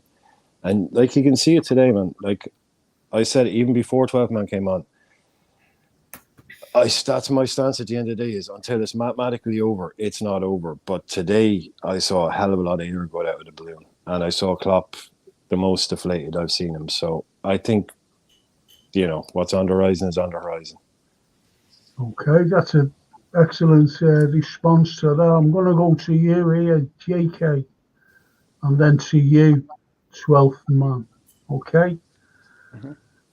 And I'm going on with Redbird's comment. Not many expected us to finish in the top 4. So even if we don't win the league, we'll have exceeded many's expectations. So it ain't all gloom and doom, as some are saying. I agree with that. This is what I said at the end of at the beginning of the season. I said I just want us to finish in the top 4 to get Champions League, and I hope we do it with all these new players coming in and all the old ones gone. If we do anything, it'll be a bonus. That's what I said at the beginning of the season. But hey, it's. Go on. No, I'm just saying it depends on where you are at the season. If you're like now, and you're in 6th place, and then you say, yeah, if we finish in top 4, it's going to be an okay season. But we've sort of been top position a majority of the season. We've been number 1 place, So our mindset is we got to win the league. For me, every season we start, I'm always saying I want to win the league.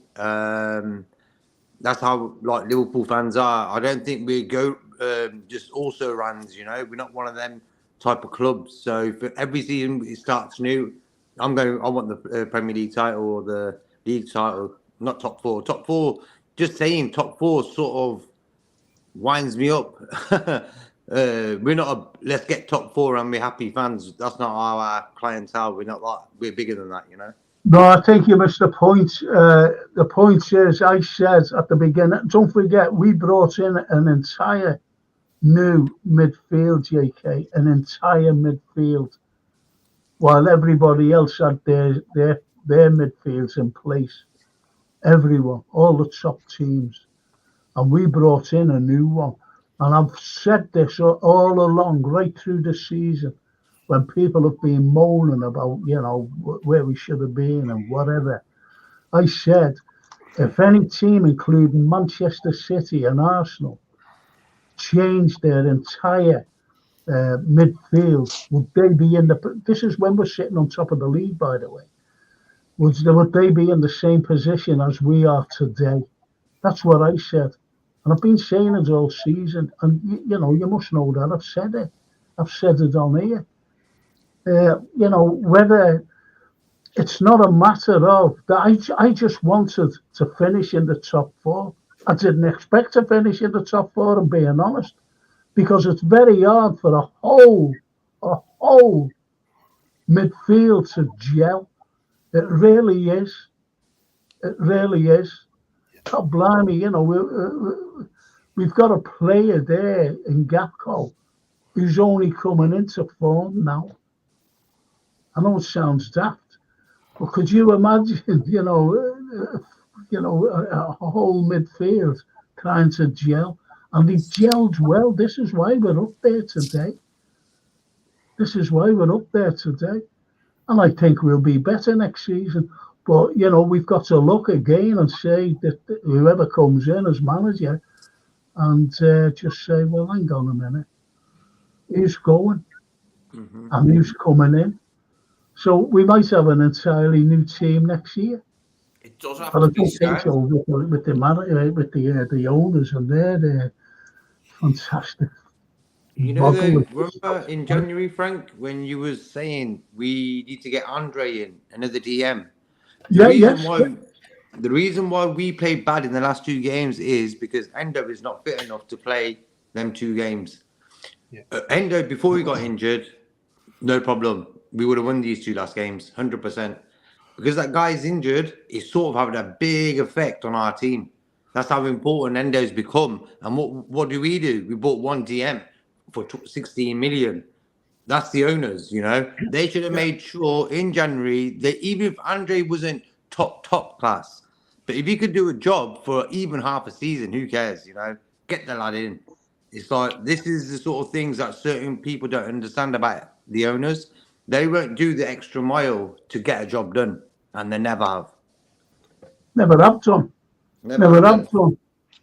And Dorothy Langman says, who are these people who think they know the score?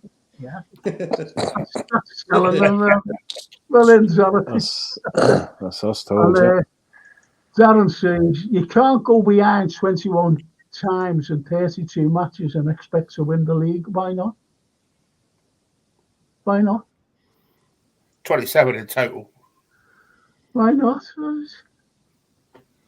do have to lob this in there that whatever you think of Henderson and Milner towards the end, it was their mouths that we might be missing. We haven't got as many leaders on the pitch now, giving it that when we're dropping off the pace and we're not getting in the right positions. The new lads, as good as they might be, you know, like McAllister, Sommers, like whoever you want to mention, they're new and they're not gobbing off like when we're not doing it. Whereas Henderson and Milner were gobbing off saying, well, you're up to there. What bloody hell, what in the blazers was that about? You know what I mean? So that does have to be factored into it a bit, that we've lost leaders, we've lost mouths. I think Jeff Ellison's at the nail on the head. There seems to be a few people commenting on here again just to wind the panel up. We all know how painful Hillsborough was. Still is. Always will. Still is. Yeah. I can't do anything. I've got a very special guest coming on tomorrow on the history show, because I was going to cancel it, the show, because I just came up on her 15th. It's horrible for me. Really it's is. my dad's sister's birthday as well tomorrow. She's what would she have been tomorrow? She's a year older than me. Well, she would have been. Does it matter? No to Pep Linders, says Soulboy Fran. Need change now that Jürgen is going. Does anyone agree with that, lads and boys? Girls and boys. I don't want to see anyone manager. No. Does anybody agree with this? Majority of stems back to Klopp. Here's the problem. He runs the players into the ground. He has bought these players. He deploys the system and refuses to change. Take off your red tinted glasses, says realist Scouser. Oh, this came back. He's just come on there. Can you come in on that particular? Yeah, come in on that particular comment by realist Scouser? Big up everyone, by the way. Yeah, this is Klopp's legacy. Klopp's legacy is losing the title to mediocre teams. It's Klopp's legacy. He's done it over and over again. Like, are we really surprised we were going to blow the title against Crystal Palace at home? Like we blew the title against Bournemouth away, and Brighton at home, and Crystal Palace at home again, and you know, it's over and over again. It's Groundhog Day. We're in the same position where we were a number of times now. Like the games that matter, we don't win. It's just a fact. We can blame anybody we want. We can blame the referees. We can blame the officials. We can blame the Premier League. We can blame Man City. Blame anybody you want. But if you can't beat Luton away and you can't beat Crystal Palace at home, then you deserve to be third in the league. Especially this Palace. I mean, they're not even good Palace. They're 5 points off relegation. Well, they're not now because they beat us. They're 8 points off relegation now. But they were 5 points off relegation and they had the worst away form out of anybody in the league. and they had Nathaniel Klein, who was a Liverpool reject, at 10 the back years ago. with a midfielder. Like, I've been on a couple of shows today, and all I can sum up under Klopp is chaos and soap opera. That's all I can say, because it's all a soap opera and it's all chaotic. And that's just him in charge. He got full control. He got what he wanted. Like my expectations were to qualify for the Champions League this season. But when you're top of the table and the other teams aren't doing it, and you're not playing well, and you're still beating teams, like, you're not beating any of the good teams, by the way. That's just a fact. Like, we haven't beat any good team this season, by the way. But we are where we were. We beaten Villa. Come on. And I'm fine. I can't let this go. We beat Villa. Villa is a good team. Villa just beat Arsenal. Villa just beat Arsenal today. Did Villa get beat 4-0 by someone recently? Or are my eyes deceiving me? Did Villa just not win against Arsenal at the Emirates today? 2-0. Stop. Brilliant. I get Brilliant. it. I get it. Stop. Well, that's fantastic, isn't it? Because that means we're completely out of the title. How does that mean we're completely out of? How can you defend this dribble again? Like, we've done it again. We've lost the game. Because you're doing revisionary history. Again. It's K-Mac. I want to let you finish, but you're doing revisionary history. Different day. SSDD, same shit, different day. You're sounding like someone that the argument I've heard against Salah, for instance, and people just like trying to make it as if Salah's just been a passenger for like the last umpteen years with this team, where he hasn't been a great player. Like, that's what it's to say that about Klopp. To say that. No, I know, I get that. I'm talking about Jurgen the Messiah, who can't seem to beat an Italian manager. But that's the point of what I'm getting at. Never been able to do it. That's the point of what I'm getting at, is that you're always gets caught out by Italian managers, and always seems to fall at the final hurdle. Mm-hmm. That's our Messiah. That's the guy we want to put. That's the guy we want to put a statue up against. Yeah, we want a statue of him, but we don't want one of Kenny. Really? Should have a statue of John Paul. I don't know. I don't know where you're going with this, man. Should have been sacked last season when he said he should have been sacked. Like, come on, man. Watched Xabi Alonso. Oh my goodness! Absolutely pissed the league in Germany. I've just watched Xabi Alonso do that.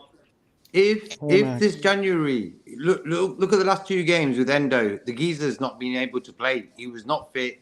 If we bought a DM, no matter how good he was, but he could do a job in January, we wouldn't have lost them last 2 games.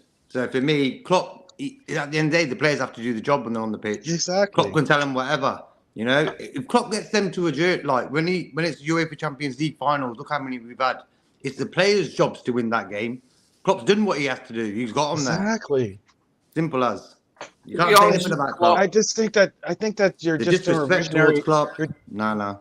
Yeah, you're doing revisionary history, man. Like, as in K-Mac, I know, I respect your opinion, but it's more so to say that Klopp is a bottle job or a bum, or just not able to get, not a great coach. That's lunacy. That's crazy talk. I'm not going to go down. Never said a bottle job or he's not a great coach. City, Klopp has done. Really, to take the league off City once has been something, really, hasn't it? Because it looks like if they do win it 4 times in a bloody row, he'll have done well to have got it off them once, like, given that he's had meagre resources compared to Pep and compared to a lot of the other rivals. But I get it, like, you know what I mean? I've been angry at him lately. And I just feel like a few things got on top of him this year. A bit of a lack of investment over the years. Not getting the players the first options that he wanted. The tiredness.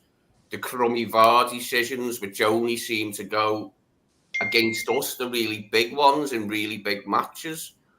I think all that's got on top of him, and he said, "Sod this, I'm off." Well, Gene says anyone can say what they want, but it's the manner in which the games go. Looking like we have no clue, no plan B. Show if you want it as much as we do. That's all we ask. LFC for life. 100%. And Neil says City have two really heavy games. Madrid on Wednesday and United, he mentioned, in the semi on Sunday. It's two massive games. And he's right. He's absolutely, and this fella here, low fat Moffat. Look at that. He's another prick, isn't he? Look, you'll never lose alone. See? Anti-pricks. I fucking hate these people, you know. Hate is not in my vocabulary. It really isn't. But with the 15th tomorrow, you see what I mean here? These are people from outside coming in. You'll never lose alone. See? They're fucking pricks to me. I'd love them to say it today to my face. Pricks. Fucking pricks.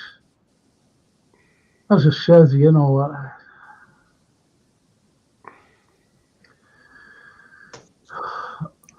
why I was on about the Klopp.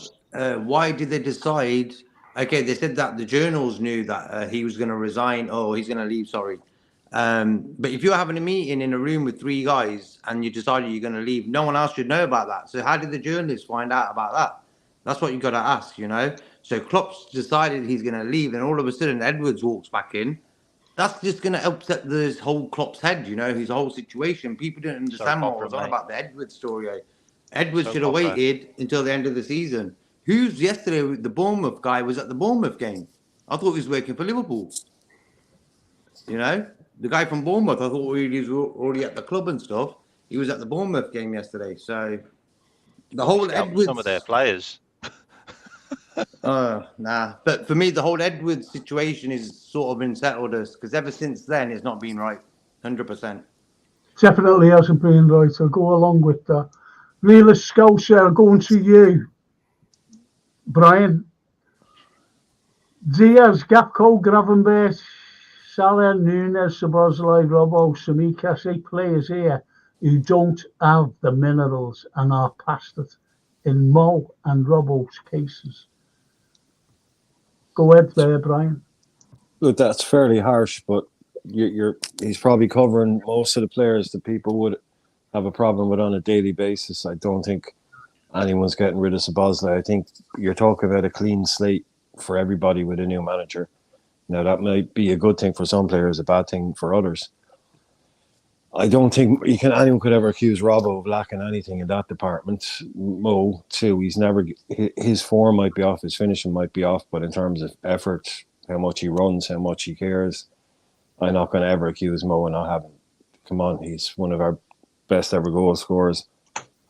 Diaz, never someone that I was massively a huge fan of, but he's a good player. Gakpo, he's a decent player as well. Yeah, I think he's been massively harsh on a lot of those players, but there'd be a few of those that I wouldn't be happy. Yeah, Nunes is someone that I'd be happy to move on. Szoboszlai way too early. Gravenberch, jury's out on him.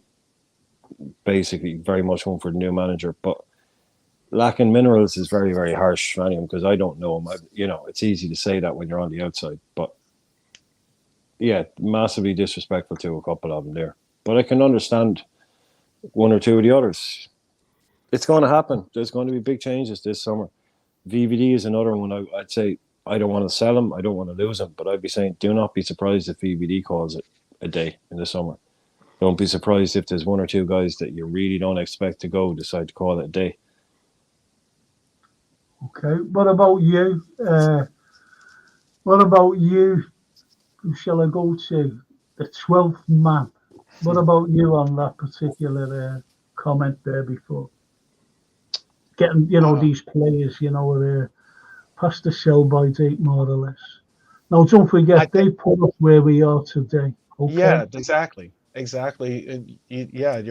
some of my thunder right there. Is that we've already done some house cleaning already. I'm not saying that we're not going to do more of it when a new coach comes, because a new coach is going to have a different vision. It's going to have a different direction for the team. So there's going to be some difficult decisions. There's going to be some players that don't buy into to the vision that coach has, and maybe they want to go and find other confines, but there's going to be some changes being made, but yeah, I don't think it has to be massive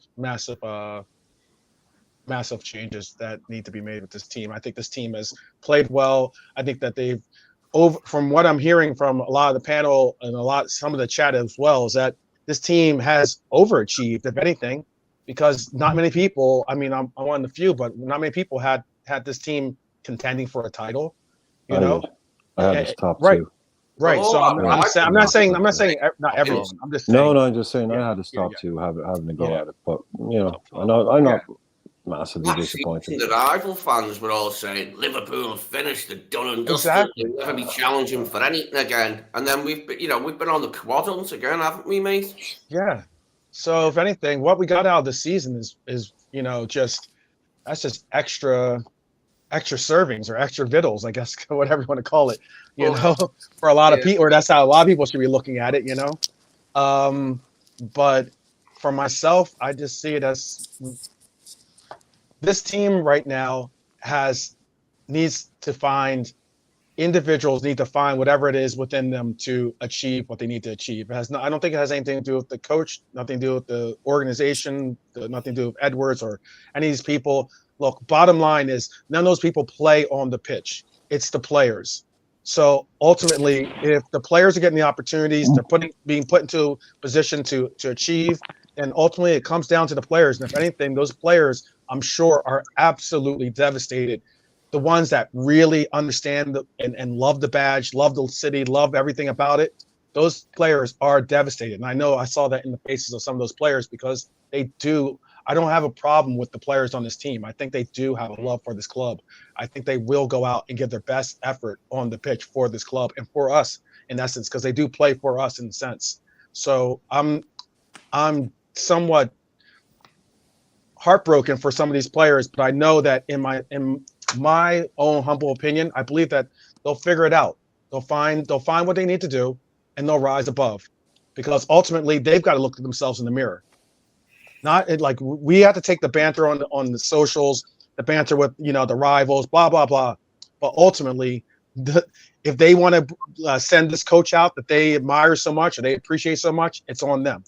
Ultimately, they want to go for silverware, they want to go for the glory, it's on them.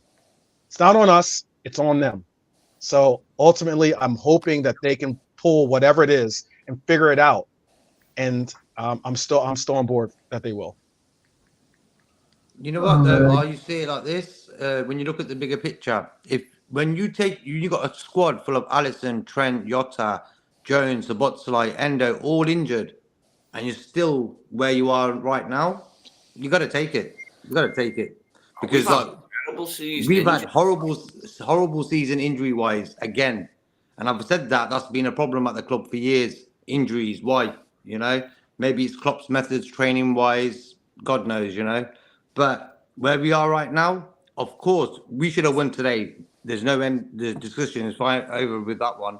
We should have won today. We didn't. But where we are, it could have been a lot worse. We had Carlyle in goals. He's played more games than Alisson. So we are where we are. We'll take. Yeah, he has. Jeez. That's how bad our season's been. Absolute worldie today as well. Should have been 2. We should have scored 4 at least. I could have been 4-4. Szoboszlai. I don't know why Szoboszlai passed to Jota. Why did he pass it to him? Why did he just bring it to his left foot and score? I didn't understand that shot. I was like, what you doing, bro? I thought we'd win today. I was hoping that we'd trounce them and get the goal difference up. I was shocked that we lost to that Palace side. It did shock me because I thought we would win today. But we're still in it. We're definitely still in it. Yeah, we're still in it. The thing that gets me the most is their manager out-tacticked our manager. And it's happened twice now in the space of a week. That's the worry. It's like, what are you doing? You're not doing your homework against Palace. All they got to do is sit men on top of Endo and just take Endo out of the game. Did that at their ground, and we were lucky to win through a Harvey Elliott winner. Like, you just got out tacticked. Like, they had more men in midfield against our men in midfield, and we didn't have anyone that was in between the lines, so we couldn't get past their three centre backs. Like, it's really disappointing. But that comment about those players, sorry, like, but there's only one player that I think's been a real success since Klopp had power of signings, and that's McAllister. All the others have been iffy here and there, 50-50. Haven't done enough, could have done more. You know, none of them have been hits. None of them have been like a Salah or a Virgil van Dijk or an Alisson or a Mane. None of them. They've all been wishy-washy. They've all been on and off. You know, every now and again you get good games, but then you have a dip. You know, fans have called for some of them out. You know, media have talked about them constantly. There's only been one player that's been a hit, and that's been McAllister. That's just a fact. Like, are you trying to tell me that Núñez has been sensational constantly, and Diaz has been sensational constantly? Like, they've all been in and out. Like, Gravenberch just hasn't started yet. Dom, I don't know what's going on with Dom. Whether he's even getting played in the right position, I just don't know. Like, that's beyond conversation, really. At the moment, that seems like 60 million down the drain, but we'll see what the new manager gets out of him. And Gakpo's probably had his best game in the last two games because he's been played on the left. Funny that, because that's where he plays. That's where he played before we signed him. He's a left-sided attacker. So, no, I don't think any of them have been fantastic signings that have hit the ground running and have made us the kind of team that those other players made us, like your Manes and your Salahs. So, no. Okay, can I come in here? I'm going to read out two. I've got to phone my daughter. And Neil H, I'm going to read out two comments. Hello, lads. This manager has rinsed his loads all over this team. We need a new manager. I am very excited for that. If we get the right fella, he says that, right? And Paul Smith, I want you to discuss this, and I'll start with you, JK. Klopp is not in the same league as Pep. He just makes into Liverpool top 5 managers ever. Just, says Paul Smith. JK. Yeah, Pep paid over 200, a quarter of a billion on his defence. We bought Andy Robertson for a tenner down the pub.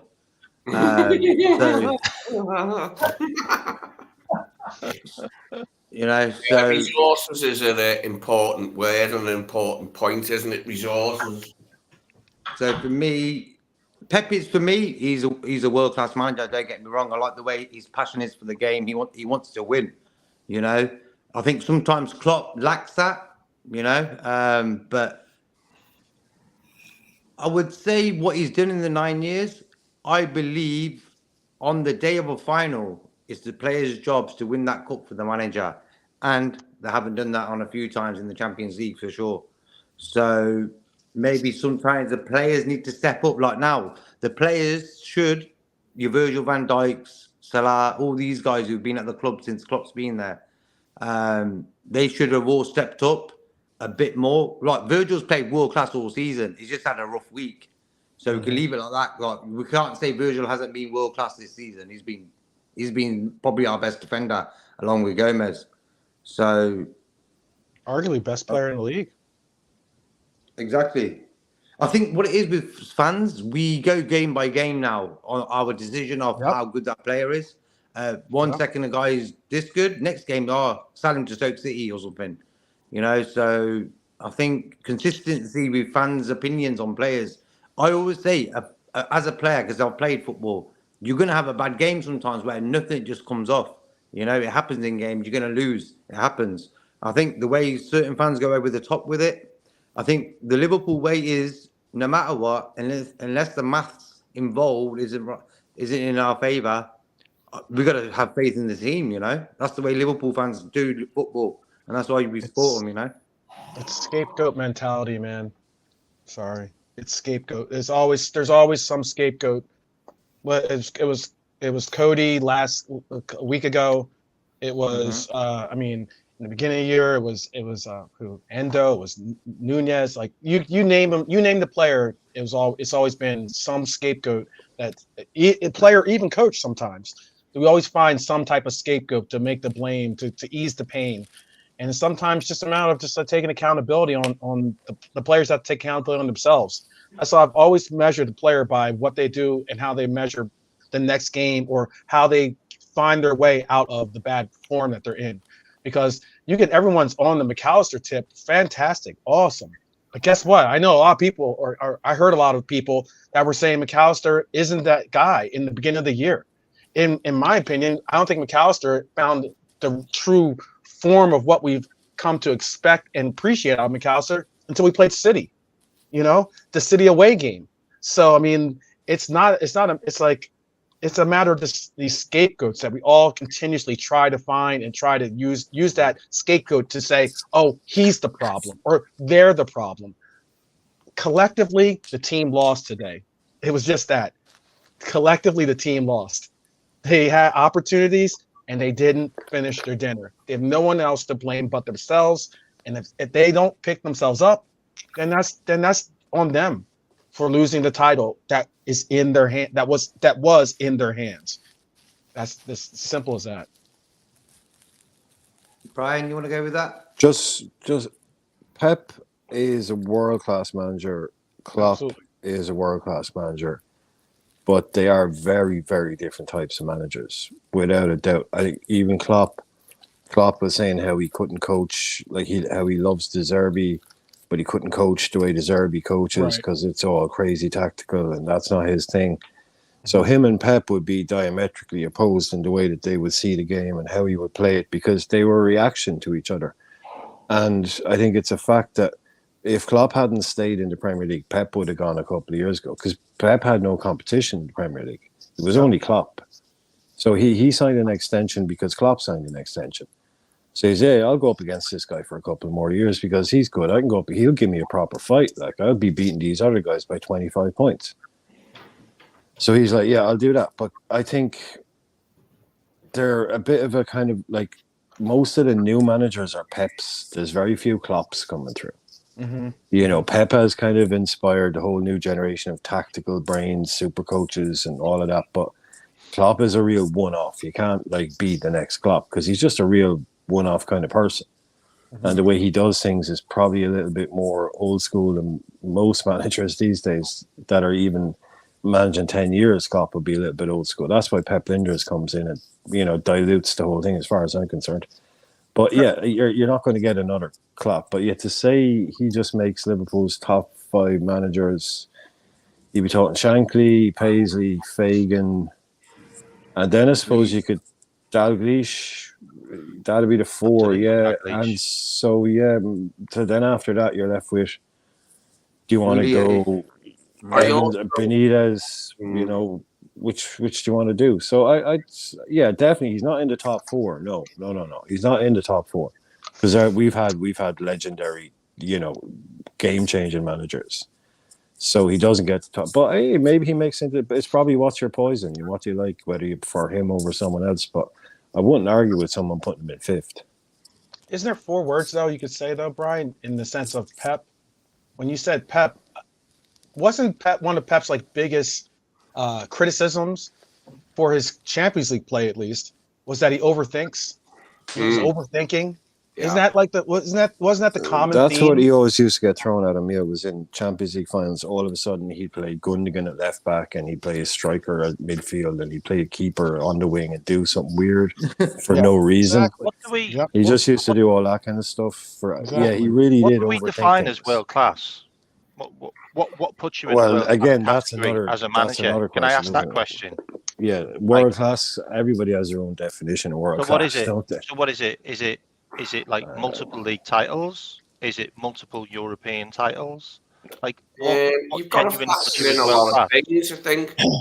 All the context. It's getting increasingly hard, I reckon, to compare managers from vastly different areas as well. It's like comparing, saying Tuesday's the same as a piece of string or something like that. Yeah. It is a very different era now with very different problems for managers. Especially the European Cup when it was straight knockout. But like imagine like the European Cup when it was a straight knockout, and now you got the European Cup, it's a group stage. So, if you won the European Cup back in the day, you only had one shot at it. You could get knocked out any round. These days, you've got group stages, you've got more money. Yeah, I don't world class. Yeah, well, I just say like could coach and improve any team in the world today. Because I don't class Klopp as world class. Well, I would say my definition that I've just thought of right now off the top of my head for a world class manager would be a manager that could coach, could take over any team in world football right now and improve it or keep it. That would be a world class coach. There's only a few managers right now that I would class as world class, and that's your Peps, your Ancelottis, your Mourinho's, Ferguson, Mourinho. But managers that are actually Mourinho wins wherever he is. Mourinho won the European Cup with Porto. Like that's world class. That's just world class. Went to Chelsea. We were talking about won the lot. Current. I thought we were exactly. Today. You can't say world class and then talk about Mourinho's win when he. I'm talking about managers that are in play. Then you have that are world class. Yeah. And the thing is with football is you can't really say managers are world class. You can say a player is because he just plays football, but a manager, you got to also take in account that how much money he gets to buy players to make him world class. Some guy gets like Klopp a tenner every transfer window, and then you got that's got nothing to do with it, JK. Yeah. Transfer funds has also a lot to do with it. Okay, Frank. Ancelotti at Real Madrid, if he didn't buy them guys for them much money and stuff, he wouldn't have won all them trophies, Yeah, it's about funds as well. It's a resources and injuries. Won the European Cup and the league with AC Milan. Did it with Bayern Munich. Resources and injuries have a factor in the case too. Let's just be honest. Resources and injuries do have an impact. You could give me a 500 million budget. They're also in those jobs because they're world class. They're also in those jobs, managing those clubs because they're world class. Klopp's done Mainz, Dortmund, and Liverpool. Mainz and Dortmund were here or there, really. Like Liverpool was 8th when he took charge. Yeah, but Ancelotti didn't get Everton the Champions League, did he? I know exactly. There you go. God, it's all about the funds. It's all about the funds. He was a chairman. He got him 6th. He got them to 6th. That's pretty incredible, to be fair. Yeah, but what Klopp's done for us with the funds he's had, he got it's a miracle. Europe. He's a miracle. Europe. Yeah, Ancelotti's. Boys, can I just say one thing? Liverpool have not had a better manager than Klopp in 33 years. That's a fact. Yeah. Fact. Well, Philip Iswell says, imagine my day today. Imagine, right? Gets up, has a shower, right? Has a shave, great, everything. Looking forward to the game. And I get a phone call during this thing about a friend of mine dying. A friend, right? Gets over on this show. And then someone comes on and has a go at the 97 and the fans, right? That upset me. Yeah, I can see that. Then, I've just been told that my grandson's car, some lads went to it with a hammer, started smashing it up. Who's got mental health problems? Not my grandson's got mental health, but he's a UFC fighter, is he? So, God help him. So, it runs in threes. Everything runs in threes. But anyway, let's get back to football, boys. As far as the title goes, says Philip Bidwell, I was ready to throw the towel in until Villa beat Arsenal. Now I still got a faint hope we can do it. Well, I thought that there'd be a lot of twists and turns, and hopefully I'm right that there's more twists and turns to go. That City will drop some, and Arsenal will drop some more. It's just that we've got to not twist and turn as much. We've got to go straight ahead while them two twist and turn a bit, like. No, I agree with Redbird here, because he's heard something I heard a long time ago. Vigo, Klopp said he's leaving, so FSG wouldn't give him the money for a new player in January when a new man is coming in. Makes no sense. Endo, another guy to help Endo out, you know? Yeah. Well, he brings in, I don't know, there's a lot to be said. There's a lot to be said. Remember when it was always Pep Lijnders' fault? There's always someone to blame. The name game changes game by game. I don't want Pep Lijnders as manager. No. I do not want. I'm saying it now. I do not want him as a manager of Liverpool Football Club. It's like when the Irishman, whose name I will not mention, he became manager, and I said it on LFC TV. Northern Irish. We'll win nothing with him. We'll win nothing with him. And I was hasn't Lijnders already come out and said that he's leaving? Yeah, he did. Yeah. Hasn't Lijnders actually said that? Yeah, he did. But, you know, there's that talk. St. J. Klopp will bring a book out and reveal the real truth about FSG. At the moment, they are his paymasters, so he's... I said today to someone, one of the lads who phoned me up, I said he should just come out. You know, he's only got about 6 games to go, possibly. Yeah, and just say, yeah, this is why I'm leaving. Why? I think. More soap opera. Yeah, no. We haven't had enough. Frank, I about to say, Frank, we haven't had enough of the soap opera. You want to turn it into Days of Our Lives? This is what I don't get, guys, is that no one's throwing their hat in the ring or jumping at the chance to be Liverpool manager. It's the only thing I don't like. I thought you did, bro. I still think it's Alonso, by the way, lads. Still think it's Alonso. Just won the title as well, by the way. But my daughter is like you, and I can't tell you the sources, honestly.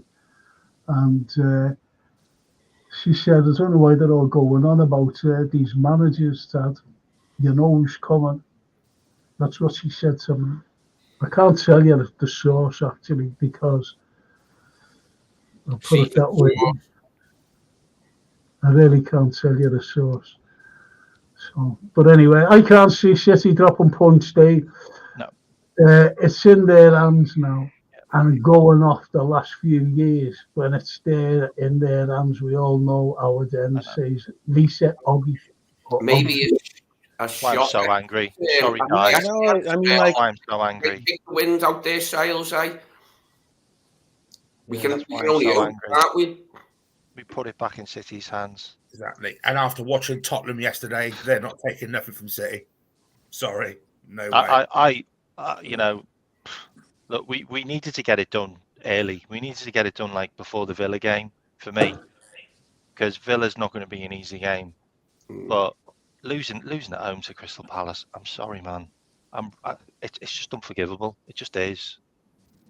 They haven't even got 3 centre backs. Like, they haven't even got 3 fit centre backs, and we couldn't do it with our. We had 5. We had all our strikers fit, all of them. I'm so angry. I really am, guys. I'm sorry. Is it William Blake who said the road of excess leads to the palace of wisdom? Now that has nothing to do with this whatsoever. But I just what Crystal Palace? You can't make that fit, can you? The road of excess, the palace of Crystal. Faggot, anyway. Can I answer this lovely lady, Jeff Ellison's wife, Wendy? And she's a great singer, actually. She's a brilliant singer.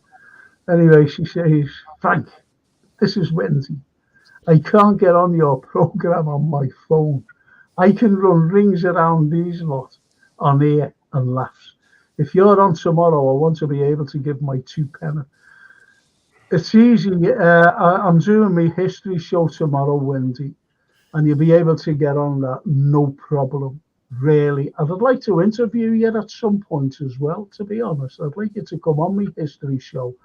It's not all history, you know. I have a special guest the first hour, and I'd love you on. I'd love you on my show. So tune in tomorrow, Wednesday. Try and get details to me as well. DM me with your details, and I'm not saying I'll have you on tomorrow night, but I wanted to interview you, you know, about your career and everything else. You'll be made up with this, K-Mac, as well, if you join in tomorrow. All of yous. Have you all seen Scouse Not English, the documentary? Oh no, so the doc is that? Have you seen it? None of you have seen it. No. No, okay. Well, Scouse Not English. I've heard of it. Okay. Well, the lads who made it is on my show tomorrow night in the first hour, starts at 8. Right? And I'm prominent in it. Me. I'm prominent. And you haven't seen it, and he's a big red. Shameful. What's it on? Well, you can get it on YouTube. Is it the T-shirt that Trent wore? No, I'll tell you what. That says, "I'm Scouse, not English." Yeah, it says Scouse, not English. Yeah. Why Liverpool is so different from the rest of the country. And the world. From the world, yeah. But why from the rest of the country? That's the full title.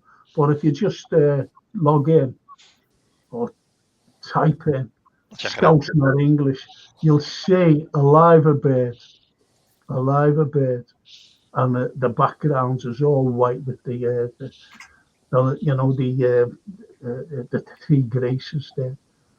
Well, guess what I'm watching tonight after this? I didn't know there was a doc, Frank, but now I do. I'll be watching it, mate. I told you.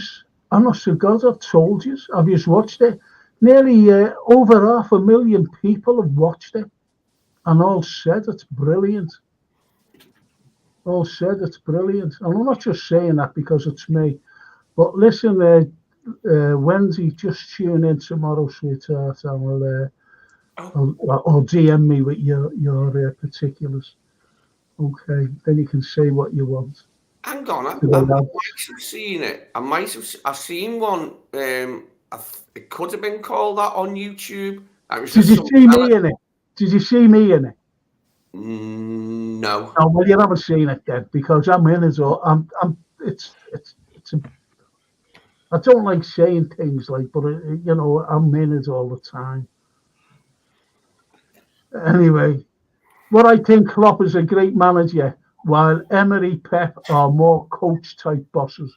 Whatever works for your club, I don't think Pep could do it for us what he's done, what he has done at City. Will anyone like to come in on that, Jay Kismet? Has 12 man left? I'm here.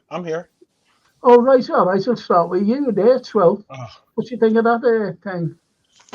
Could you can you read out the comment again? Yeah. This is from Norman. What I think Klopp is a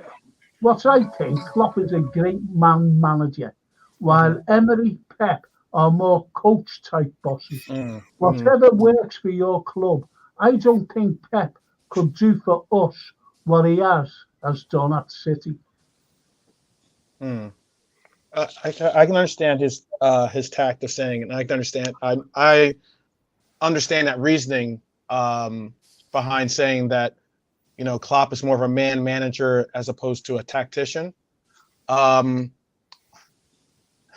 It does go against some of it though, in the saying that Pep, his assistant manager, has definitely had an influence on his management on the pitch with the players we've been choosing or the tactics that we've been using, and how I think this team has definitely changed, or the system and his approach has changed more so than ever from the heavy metal football that it was known as to this new version of, I know I call it Dutch rock, but I mean, like, it's Dutch rock and roll or something, but we've had some success from it. And I don't know if I don't want to get into this revisionary history of saying where we try to put down Klopp for the brilliance that he's brought us. I don't want to put down Klopp for the sheer fact of saying that you can criticize him and say, oh, he had a bad game today, or he didn't put them into the right places or positions to win. That's one thing or another. But I just don't know how we can get to this point where we're not going to say that we've got one of the best coaches in the world, and it's one of those cases where it gets down to, again, resources, injuries, and just sometimes a team playing above our status, above our level, and that's what we saw today. Okay. I disagree. I disagree because I think if we had had a Pep Guardiola or a new Emery, I think we'd have won more titles and more cups. Sorry, and the reason why is because Michael Edwards wouldn't have left. We would have had Michael Edwards, who would have bought the players, and the manager, who's the coach, who would have been a more coach-based manager, who works with directors of football, would have done wonders with those players, and we'd have carried on continuously, and there wouldn't have been the breakup, and there wouldn't have been someone relying on his coach for more, as in Pep Linders for tactics and whatever not, or transfers, whatever, having to do all of that work himself. It would have been more of a director of football based system where the money ball would have worked. And just look at the players that we would have signed. There's so many players out there that we would have signed if Klopp wouldn't have been our manager, because Edwards wanted them, but Klopp said no. Like Alphonso Davies is one of them that's come up recently. That's just one player that's came up recently, which I didn't even know about. There was another one which was on a plate for us to sign, but we didn't. Klopp didn't want him. That's just the way it was. So if he wasn't our manager and another one was, we'd have probably but look at this, players. Pep's won one Champions League, same as Klopp. And Klopp's won one Premier League title. I think Klopp. How much has Pep won? 5.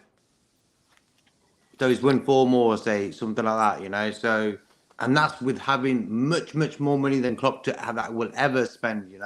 So he's actually double. So you've got to look at it in that way as well. Pep has had the much more bigger funds than Klopp, but Klopp's got the same Premier League, Champions League titles as Pep, and he's won 4 more league titles than him. And Klopp's also won FA Cups, League Cup titles and stuff like that. But that's the bigger picture. It's all about the funds. Which manager gets which funds? If Pep Guardiola tomorrow went to Southampton and took over there and got them to a Champions League final and won them that, then you could say, yeah, he's a world-class manager. Until then, he's always had funds wherever he went. Klopp walked in with Benteke and Solanke. Yeah. Someone wrote that in the comments. Resources he had and Aguero. He had big names. Okay, I'm going to read a couple of things here. I think they're important. And it's Pondelf. Pondelf. Some names here. I'm tired of this limited resources rubbish. There was enough talent on the pitch today that should be beating Palace at home. His tactics are washed and easy to figure out. But let me read this one as well. And I'll go to you. I'll go to you, Brian, if you don't mind first. Okay. Why isn't Dan's getting a sniff while our strikers are struggling? He was brilliant a few weeks back. Not even 20 minutes at the end of a game. Brian. Yeah, okay. I was until the end of that comment. Yeah, that's 20 minutes at the end of the game. Dan's isn't getting a sniff because we were in a title race and he's a 20-year-old kid. with about 5 minutes of experience. We don't want to be turning around to kids going, here, come on, change this title race for me. He's only 17. Yeah, I mean, come on, like that's why he doesn't play. He's basically a child. Like if we're asking these guys, come on, we've got Jota, we've got Nunes, we've got Diaz, we've got Gakpo, we've got Salah. That's why Dan's isn't getting a sniff. Like, okay, our other strikers are struggling, but not all of them are on the pitch. He's 5th or 6th if he's lucky. So even 20 minutes at the end of a game, but are you going to ask him to come on and change it? Because then if he doesn't, then you'll get criticised for putting these kids under undue pressure. Because, but this also comes down to something that, look, it's fine to name, but it's always the players that aren't playing. It's always the players that aren't playing that would have changed. Oh, if he was on the pitch, it would have been different. If he was playing, it would have been different. Well, they weren't. It's easy to say if such and such came on, then it would have been different. We don't. It's always the player. Oh, if he'd been fit, we would have won that game. You don't know. So these guys, they didn't play. It's the guys that were on the pitch that didn't do their job.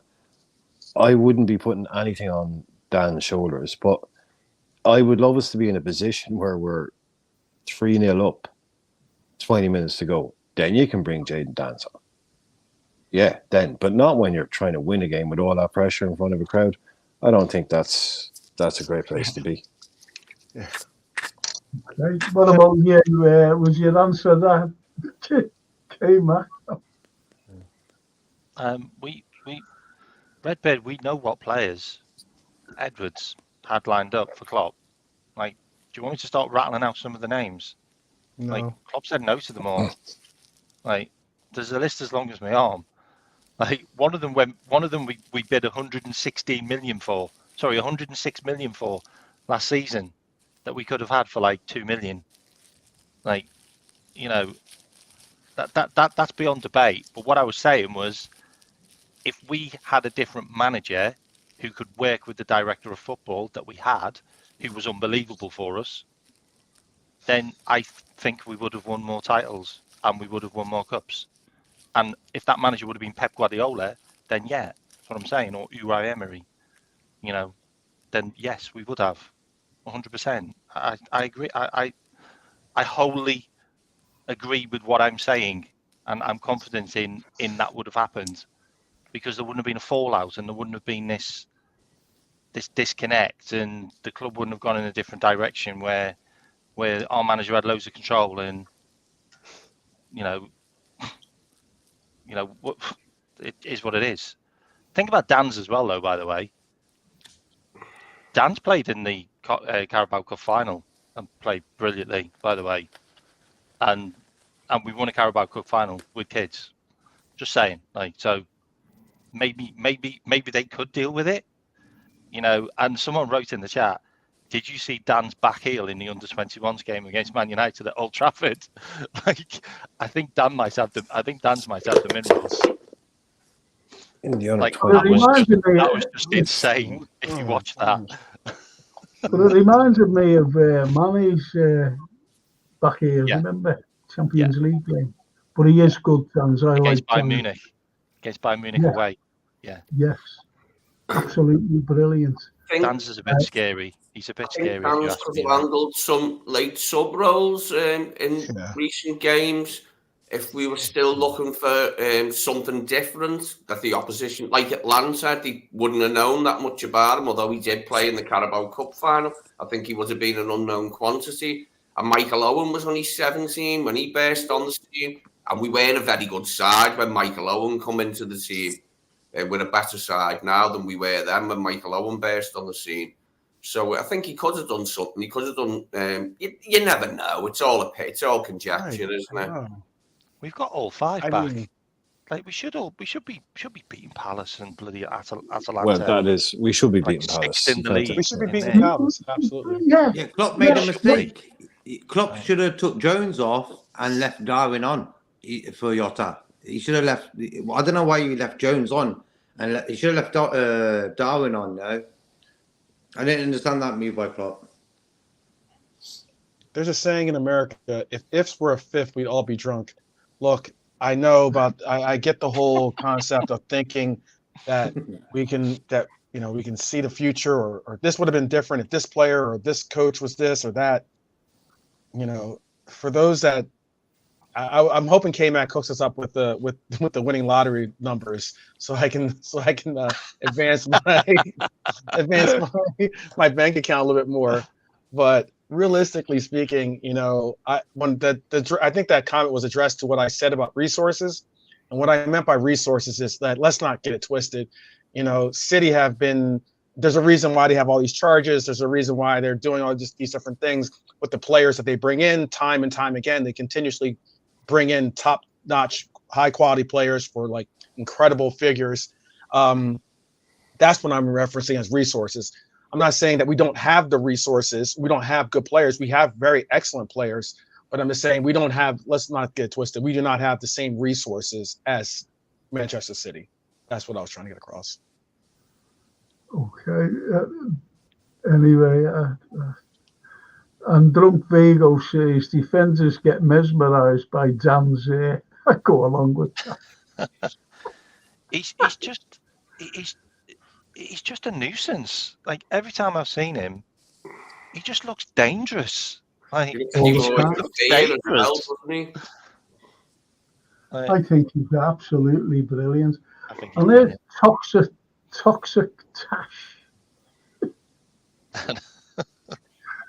There will probably be a massive clear out in the summer. I'm expecting Van Dijk, Salah, and maybe even Trent to leave. I'll go to you, JK, on this. Depends on which player they could use to give money to the next guy. If we're going to go with the way we normally do business. So out of them guys there, Salah looks the guy who could leave, Perfect move for the way we run. Instead of how long can Salah stay with us? Another 2 years, maybe? So it depends on his age as well, bro. I think Salah just looks like the perfect option out of them three guys. Okay. What about you? 12th. Do I think that there's going to be some change in the club? Is that what you're trying to say, basically? Well, Toxic Tash says, he's expecting a massive clear out. And he's also expecting Van Dijk, Salah, and maybe even Trent to leave. If they listen to these live streams, they might want to leave. But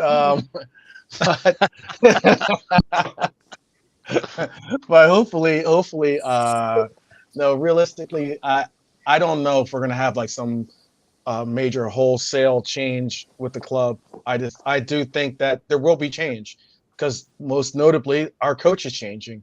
So what his vision and what his ideas are for the club, that will be a major determinant in who stays and who doesn't go. And it'll also be one of the other determinants in that factor, or in that equation, would be whether the players believe in that coach that's coming on board, and if they believe in the project, if they believe in this is the place to be for themselves, as in if the environment's not the right environment for them, then they'll seek other pastures. And if they don't want to be here, then I don't want you to be here either. Yeah, because what real scouts, he says, let me two ones here, right? Three, in fact. Real Scotia, when he's had full control of transfers since Edwards left, he's bought duds. That's what he says. And the Toxic says, these are Klopp players. Why would they stay? They've won everything. Now, you've got Trent, he's a Scouser lad. Liverpool's his team. He's grown up with them. I don't think he'd be leaving. Anyway, I'm glad we're getting a change. We need a new system, says Mickey M. And K-Mac is the only punter talking sense. No disrespect, but that Yank is talking the loads of bollocks. Can you put my comment in there as well, please, Frank? Can you put my comments I've just wrote in there, please? Just call him an American guy. Yeah, that needs to be absolutely. mentioned. Yeah. Let's be respectful. See, don't forget, I'm just reading these out as they come along. I'm just reading them out as they come along. And as the drunk says, oof, which is right. Neil Broderick says, we have got to keep the nucleus of the team, Ali, Verge, Trent, Robbo, McAllister, and that's the spine.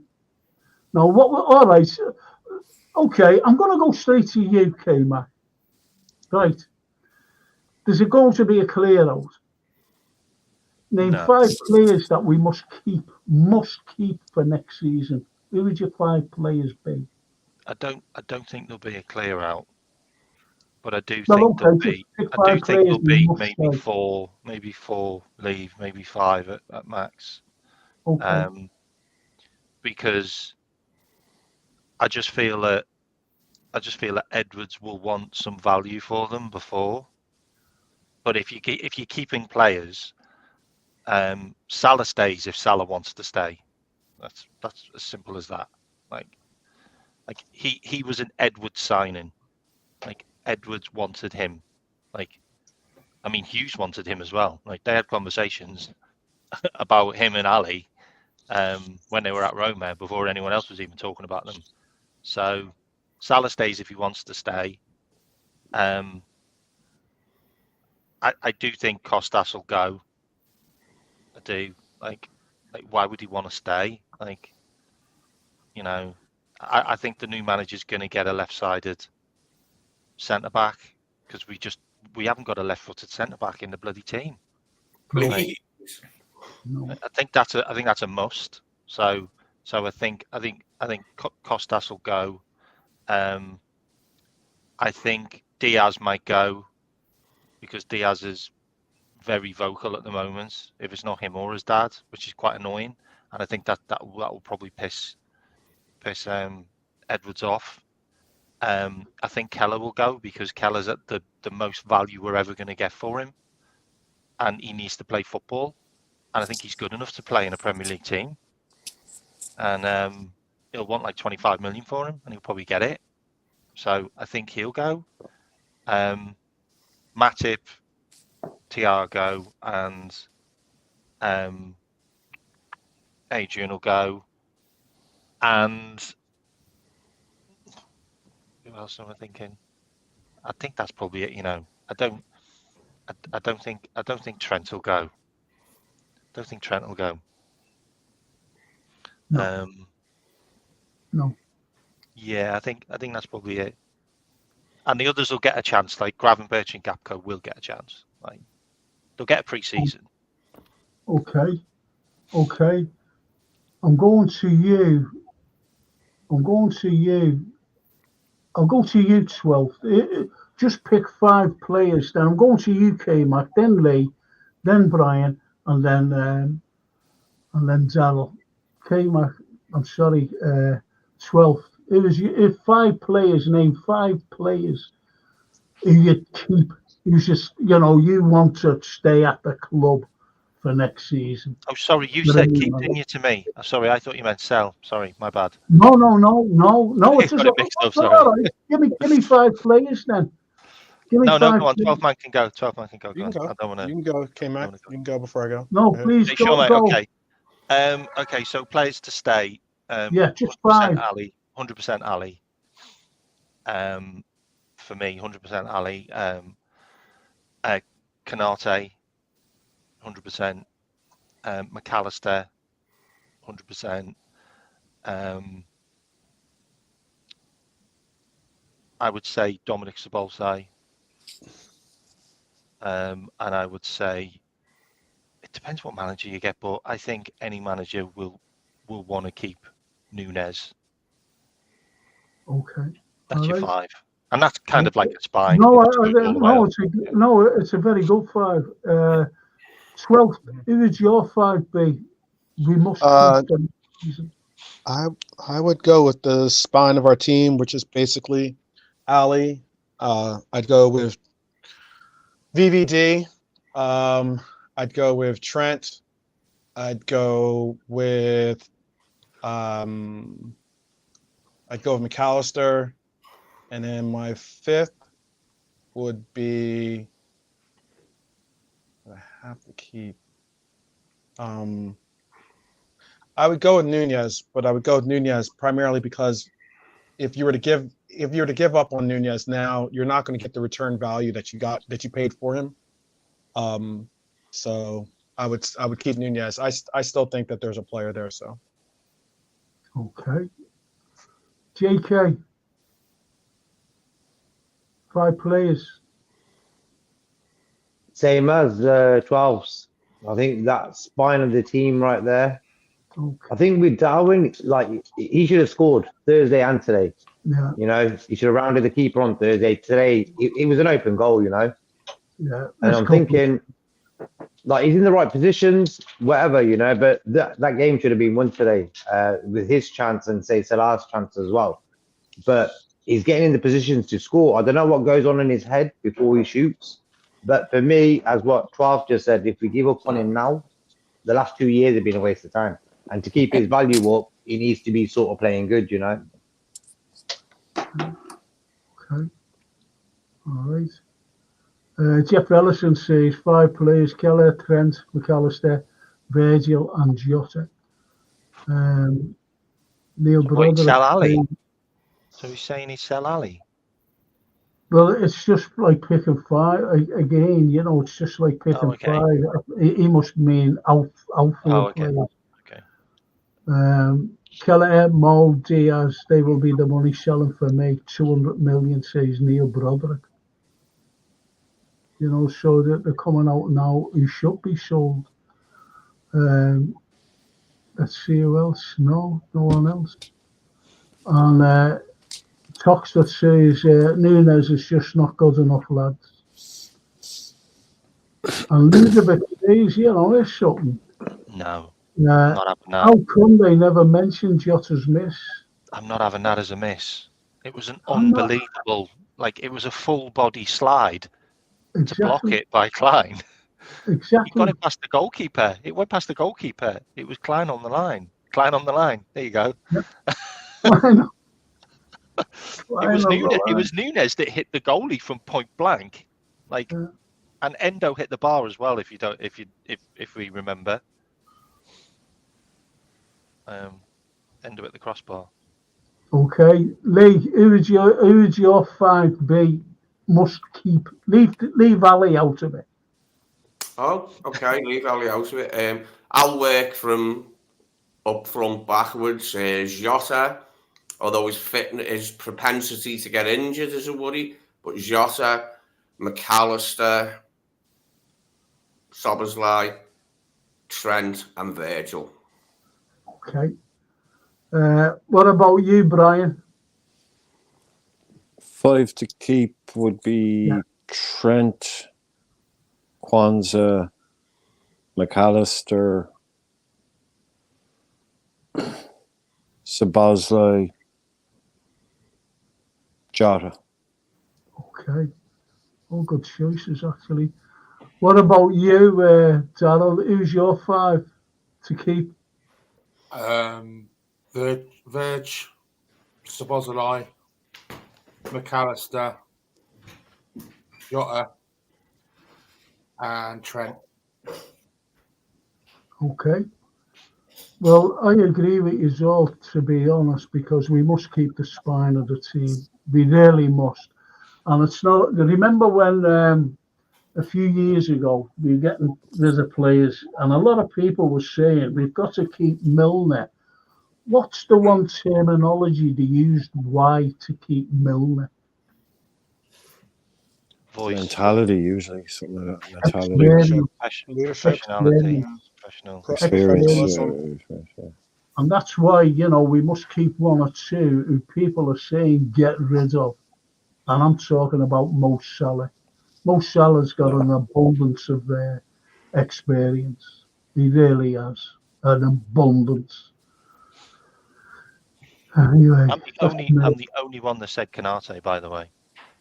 Yeah, you did. No, but I want Canate to stay. I tried to mix it up a bit. Today. Yeah, that's terrible. But, you know, he's what, Fair enough, Ryan. 23, 24? I Yeah. think he's great, Canate. Too And many he's quick as injuries. well. He's quick. Oh, he's rapid, yeah, he's rapid. Yeah, but That's today, enough. Canate was terrible. That's- He was terrible. He kept on passing it to Virgil van Dijk. He kept on passing it back to him for about 10 minutes. I don't know what they Do doing. you want to know why though, JK? No options. No options up top. Offering. Canate is renowned for having an absolute stinker of a game when he comes back from injury. All the time. It takes him 2 or 3 games for him to get back into form. Every single time. Just Well, then why would you want to keep him? Why would he be in your 5 to keep? what's that? Because Kanate's injured. I'm talking about. Kanate's injured so often. I'm talking about ceiling. That he's got such a high ceiling.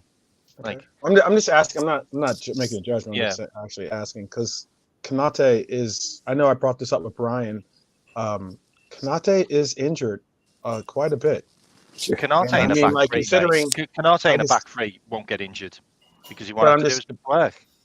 I'm just reflecting on the fact that I watched Kanate be held out from our matches before the international break, which cost us, or possibly cost us, and then he plays in the international break. He comes back, he doesn't play for Liverpool, which cost us. Yeah. Okay. Then he plays in the game, and he cost us. Yeah. From his play, as from what you're saying, needing 2-3 games to get back into form.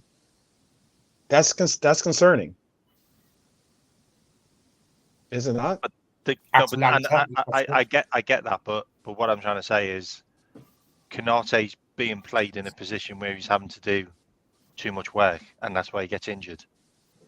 Because he's having to do so much work because he hasn't got anyone around him. Like, look at today.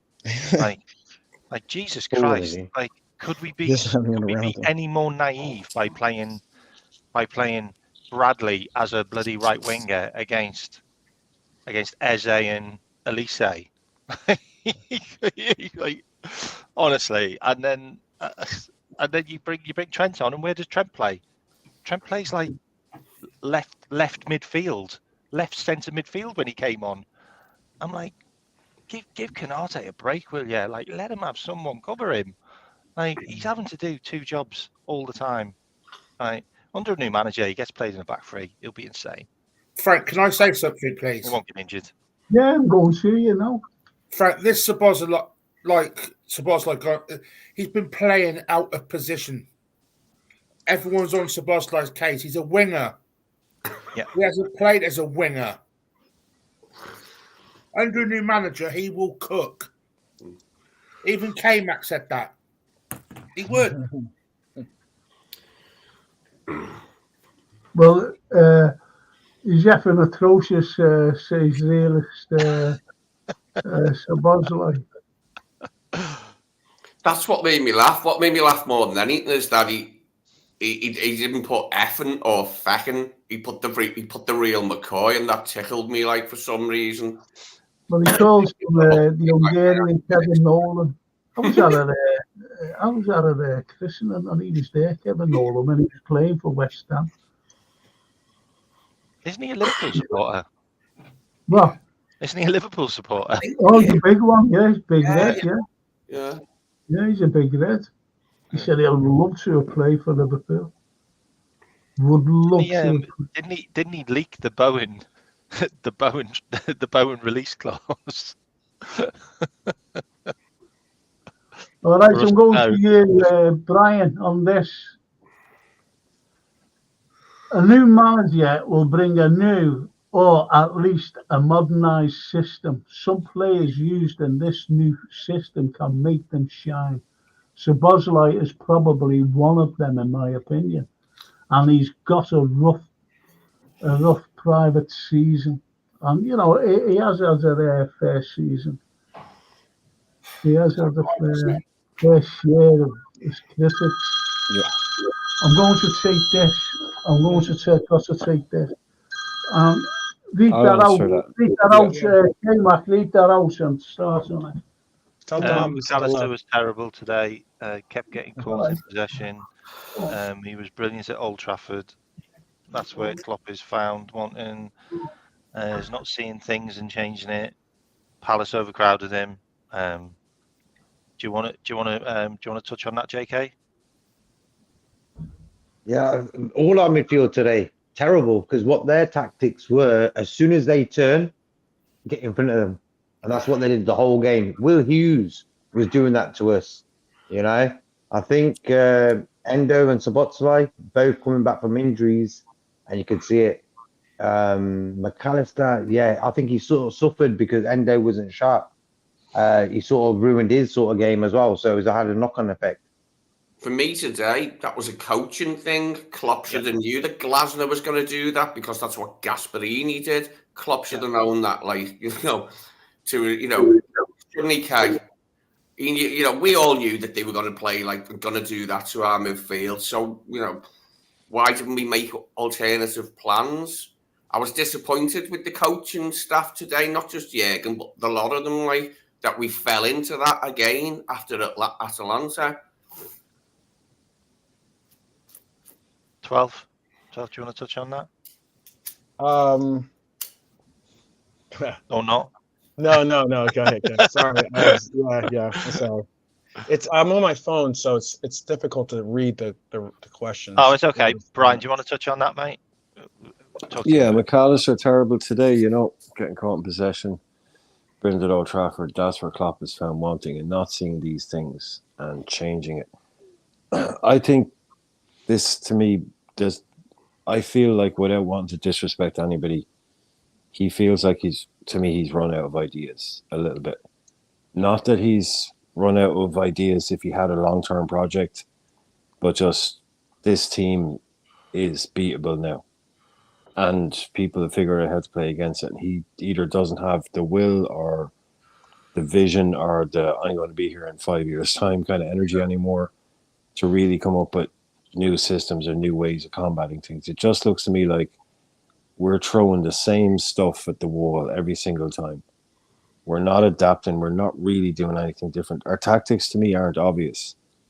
A lot of times when you see teams play, whether they're good or bad, you can see what they're trying to do. For us, I don't really see what we're trying to do. We're not counter-attacking. We're not it's okay. Yeah, we have possession because we have the ball, but we don't really ever seem to do much with it. We pass and we pass and we pass. It's all very blunt. It seems very shapeless, very aimless to me. I don't really see what the point of. We're waiting for things to pop off for us, and they're just not. Yeah, we have all these shots. It seems very meandering. I just feel like he's lost that mojo. He's lost that energy. The team have lost it, and we're easy to. Yeah, Jesus! I just went and said it out loud. We're easy to play against. Yeah, that was like that today. We're easy to play against. When we first came on air, somebody's comment was put up saying the players look shattered in the tunnel, and I said they look mentally shattered rather than physically shattered, and I think that's coming from Klopp because he looks mentally shattered as well. Like you're saying, he doesn't usually run out of ideas. He'll come up with some way to circumvent the other coach's ideas, and he'll be like, I'll match you for ideas here, mate. But it just doesn't seem to be happening. It looks like he's tired and he can't wait to get the feck off. The commentators. Lee, do you want to touch on that, mate? Sorry, Tom, man. Lee, do you want to touch on that? You wanted to speak? Is it not Lee? Who's the guy at the bottom? Sorry. Daryl. Sorry, Daryl. Sorry, Daryl. To touch on the Macca comment. Yeah. I personally don't. I know Macca wasn't that great today, but with Endo being completely legless and Curtis Jones coming back from an injury, I don't really think he had much of a choice. He was doing all the running. He couldn't get into the game to the other two. Personally, that's my opinion. Macca's must be mentally burnt out as well. He's playing week in, week out. So he'll be the first the player I put on my team sheet next season, without doubt. The crazy thing is as well is we keep on talking about players burnt out and overplaying them and all this stuff. Arsenal have had 7 players constantly in their team. Mm-hmm. No one said a word about that. Mm-hmm. No one said a word about Declan Rice playing every single minute of every single game of that- this season. That's Like, he's been fine. Like, what is it? What is that's it that's so also- different that means that our players can't handle the amount of games that all the other teams can? Like, I can't get my head around it. And this is where the new guy comes in, and this all changes. And we That's just another look thing. Players out around of it. him. It's the Another players around him thing came about back. Szoboszlai, I think a new manager could get something different out of him. He's looked a bit pants since he's came back from his injury, but I don't think it's all down to Dom. Yeah, pants. You don't hear that one much. He has looked pants, and since he's come back from his injury, but I think it's more his instructions and his role rather than his talent and his desire.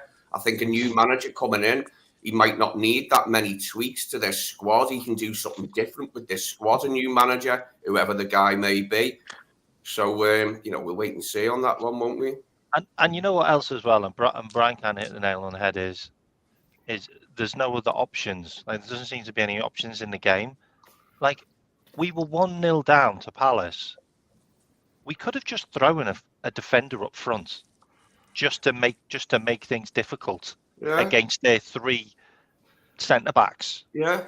Like, we could have just done something different. Sponsor could have come on, couldn't he? Virgil could have went up front. Arsing around at slow speed at the back again, trying to build up play, and you're like, nothing's worked so far in this game. Go long and throw a defender in there for the last 10 minutes. And what a I mean, for defender! God's sake, Manchester United did it against us and won. I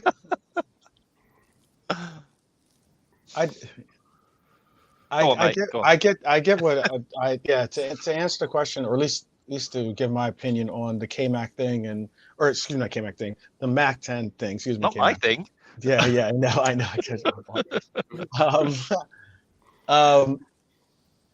I know that we on our end or my telecast, the commentators were saying that Klopp did look tired, or he looked like there was some different energy about him. Everyone commented on his energy. And that is like, as if it was like some new, I don't know how to put it, but I mean, he literally came out and said the reason why he's leaving at the end of the year is because he's spent. He's spent. He has no more. He does not see the energy to persist on with coaching. And he said as much, didn't he? 12. Klopp said as much that his management style is 101%. Yeah, energy. But I think just 12 man, what people are pointing out is that today was the first time it was incredibly evident on the touchline. Yes, That's what people are saying. It was like I was saying when we were watching, Stephen Warnock was saying it wasn't until the corner that wasn't given at the end. He was saying that was the first time Klopp ran over and got angry with the 4th official. Yes, I know. Game. Yeah.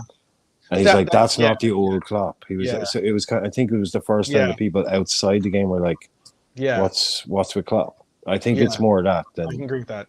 Yes. We saw it coming, but to the wider general public today, it was kind of on show.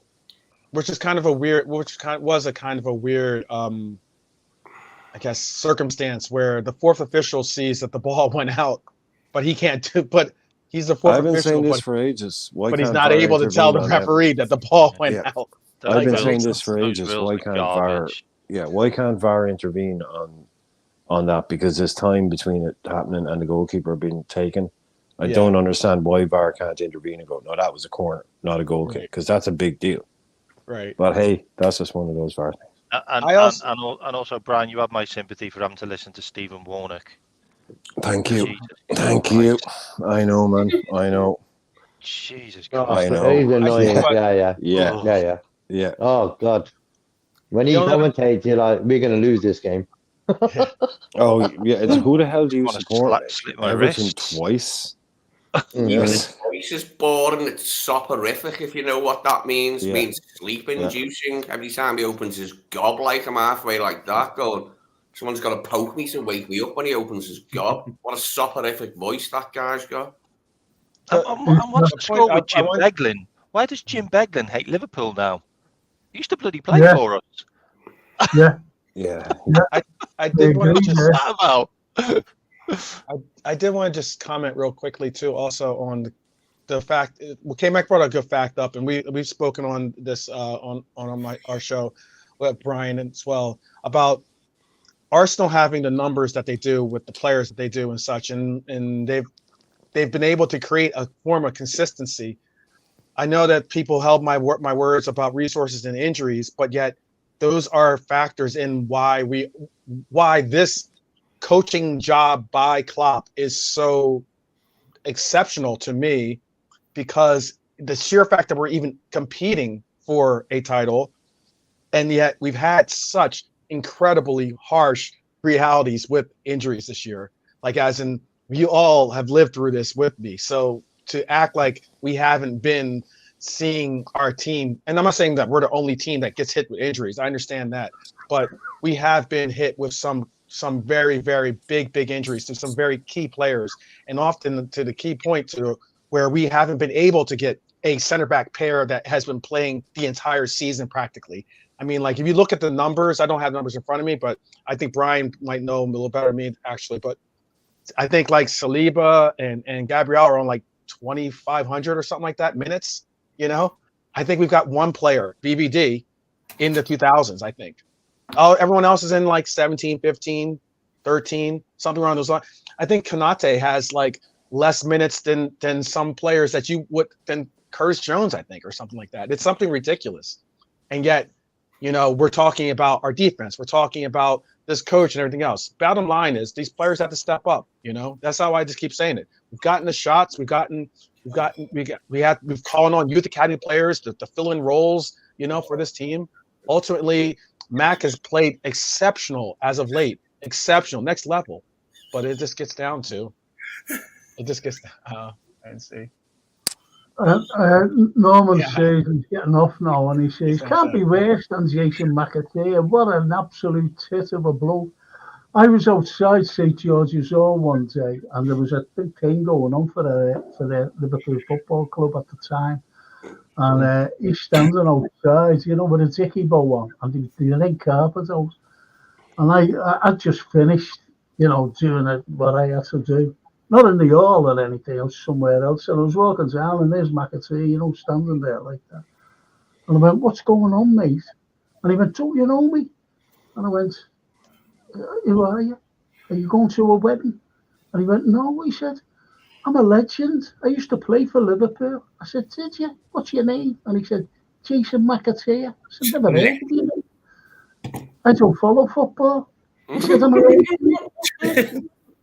Come on. You know, and that's what he says. Can't be worse than Jason McAtee. What an absolute bloke. Trying to have a laugh. Here's the Emperor. Power. Unlimited power. One of the greatest lines.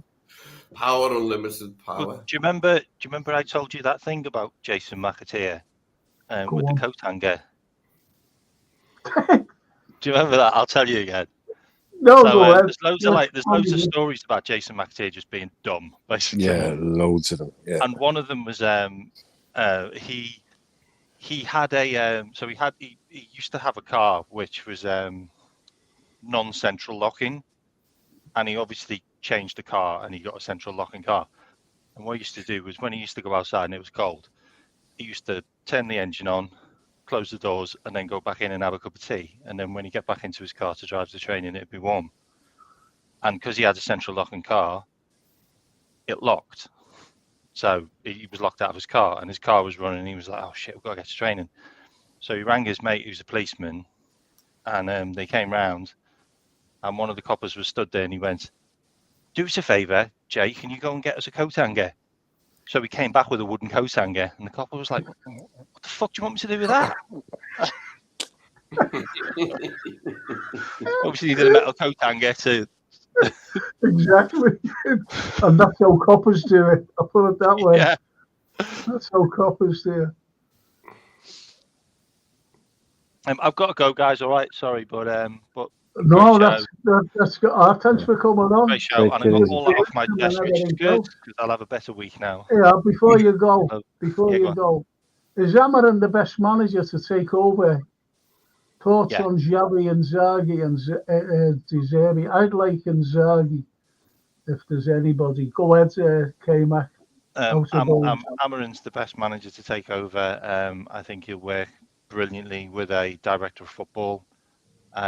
He's been working with a director of football called Hugo Viana, if you remember him. Used to play for Newcastle. Yeah.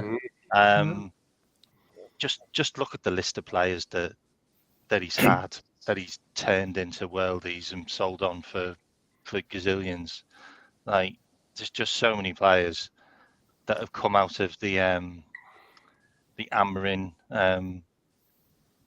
by Moneyball system, basically. There's a good chance he might even get Ugarte if he comes to us, because he's not having a great time at PSG, and he's a guy that could do really well as a DM for us.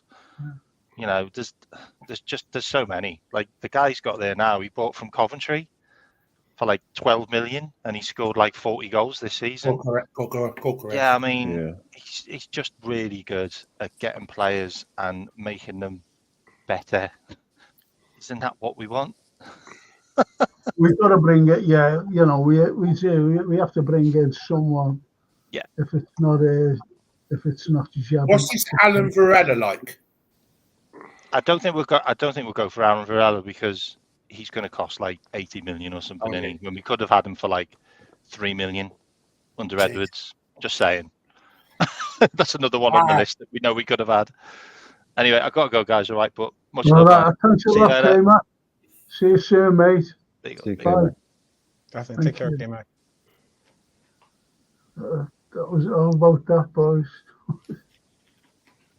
I was laughing my heads off before at you fellas. That was great. This is great. I don't see anything. Mickey M says, the way Tom Littles explains Amarin's system, I start to believe we have the perfect squad for him to lead. Yeah, Tom Little's really high on Amarin. He talks about him every single day. Yeah. I don't know Tom Little. Who is he? Big Red.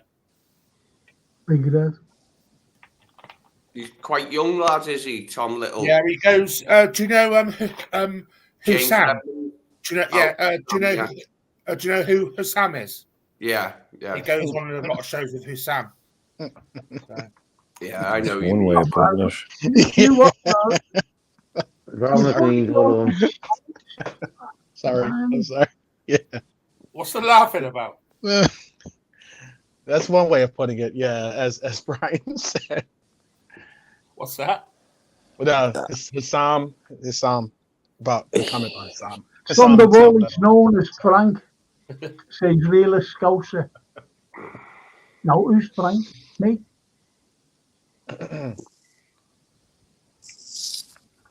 Tom the Wool, he's known as Frank. Is Tom a woolly back by any chance? Sounds Scouseish, like. Can you explain yourself, realist? He just hasn't put the right punctuation in there. He means he's known as Tom the Wool, Frank. He's not saying Tom the Wool. He's talking to you, bro. He's saying he's talking to you. He's just saying they call Tom the Wool. I started calling him that. Usam, I don't know who Usam is, picked up on it and calls him it. Okay. He's a Liverpool content creator guy, Usam. He's very toxic. He's a drama type channel. Yeah, he's from he's in Jordan, is he? He's from Jordan, yeah. Jordan, he streams. Oh, I know him. I know who he is. Yeah. But Usam, you can't criticise Salah. Yeah, he lives in Jordan, doesn't he, that lad? Yeah. It's got the glasses. Yeah. This is the fella who's saying, I always go back to two lads, one Craig Olden and him, that Hussein lad, or Hussam lad. And he was saying about, what's his name, Bellingham. Bellingham's coming, I've heard it. He said, I've heard it. I've got all these sources. And I'm looking at him saying, no, you haven't, mate. He's not coming here. Frank, did you know Hussam? He's the guy who sits on his shows doing a pod smoking joint cannabis. Who is? So Sam smokes spliffs on his shows. Oh gosh. Shouldn't do that. The realist Scouser says, Thomas a Scouser though, Frank. He's all right from Garston area. I wonder if he knows about the Garston Mudmen. And is a Wooly. Hi all, I'm a Wooly back though. Doncaster born and bred, big up. That's great.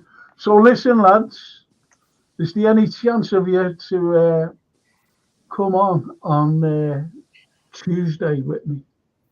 Because what we'll be talking about in depth is the game at Atalanta.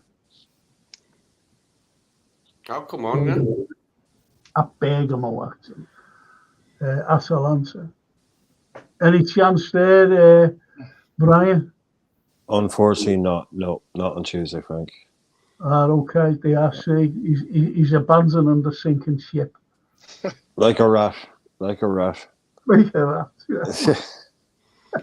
What about you, Yeah, if I can, I will definitely join. I know we'll be doing a show ourselves on Tuesday as well. Oh, okay. Yeah, but if not, like depending on when the show. I know that you usually go on after ours, so as long as it's as long as you're still there, yeah, I'll be more than willing to. Okay, no, because I have George Scott on, you know, the Lost Shankly boy. Yeah. Which I made up there. And the realist says, everyone knows about the mudmen from under the bridge. That's right, realist. Absolutely. And Gary Richards here says, Klopp must look at himself. Too much loyalty to players. Where, you know, what do you think? I don't know, Gary. Come on. Do you think he's too loyal to players? I know he's been loyal to the likes of Henderson, to the likes of Milner. And he really has. Because I always remember him when he first came, and after a couple of weeks in his press conferences, he started to say, Millie. Once that happened, I said, he's become his mate. And he did become his mate, as we all know. And Ian McCabe, been a tough few weeks, this, boys. Just hope we can salvage something out of the rest of this season. If anyone can turn it around, at least we have the history. And he, you know, I totally agree. Would anyone agree with what Ian said there? Yeah. Do it. Until we're mathematically eliminated from the equation, I'm always going to believe. I mean, I think that's one of the main tenets for me to being a Red is to believe. Mm-hmm. So you keep hope in your heart and you walk on. So that's how I see it. If you don't want to do that, that's your decisions, your choice, your life. But for me, that's how I'm going to hold myself. No, that's a very good comment, because remember Mo against the Barca, don't forget 3-0 down. Yep. 3-0 down. And he came out with a T-shirt, never give up. Never forget that. And we don't give up. Because as the lads were saying, as you were all saying, if you get a quick goal against Atalanta, they'll come out, believe you me. I watch Serie A. I don't watch any other English club. They don't interest me. I watch Serie A, and they can become very complacent. I know that by watching them. And they will become complacent. They'll go out on that pitch and think, tell you what, lads, we're going to stuff these, we're going to roll these over. I know that. They'll say that. And I'll tell you what, a quick goal, and it's game on. I'm telling you now, it's game on. But we have to show a little bit of consistency at the back. We have to, by keeping a clean sheet. That's what I'm saying. And that's what I'm saying. They're one of them teams, aren't they, that if we can get in front, whether it's early or even, early in the second half, if we could get in front and then get, just build on it, you know what I mean? Because we can score a couple of goals in a flash when we're playing well. If we can somehow drag a performance out of ourselves, we can definitely do it. Yep. Well, Colin, Dyke says no point in scrutinising Klopp now. He's leaving in a month. It's so spot on. And what about this? Liverpool FC on 10 p.m. news again. Aren't our news media wonderful? So Liverpool Football Club, because we got beat today, has made Top news. the headlines. So what about Arsenal then? What about Arsenal? Just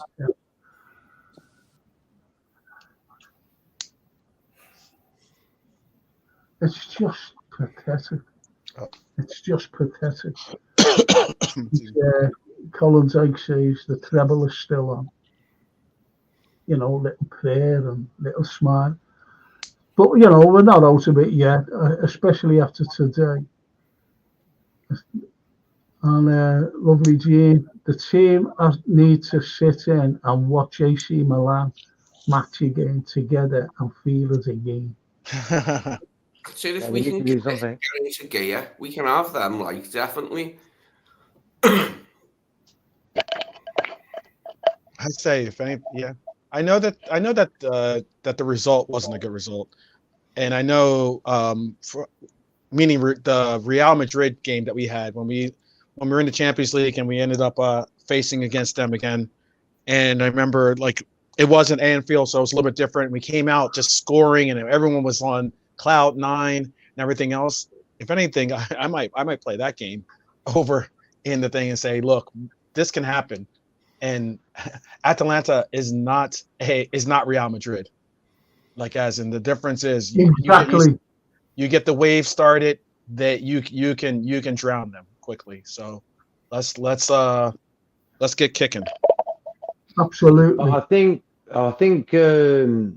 we got sort of cocky, a bit overconfident in games as well, like Man United away in the cup and in the league. Are we going to do them 3-0, 4-0? I think we sort of overhyped the team a little bit in that way, where we got a bit too comfortable predicting that we're going to win every game 3-4-0.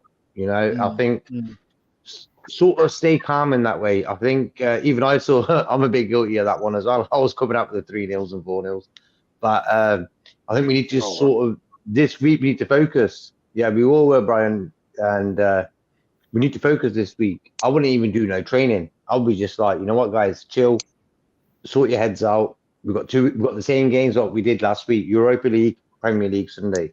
So get it sorted, Well, to be honest, I'd have the likes of Trent, Jota, I'd have them training. The lads who've come back. Mm-hmm. And you're right there. Just give the other lads a few days off. Just give the few days off. Let them recuperate. Get the energy back in the legs. But I agree with you there. And like Gene says, get inspired. Get inspired. What I'll do, Frank, would you go along with this? Would you go along with this? Us getting the first goal and the hunters on. Atalanta all know about it. Nerves growing. It's a rough one, but it's not impossible. That's positiveness, that, in a big way. That's good. Good to hear. Well said, mate, Ian. Well said, mate. And Keegan Murphy, wow, what the hell was that? We've thrown it away again. So from positive to negative. But it's our fans. Don't forget, every one of us is sick over this.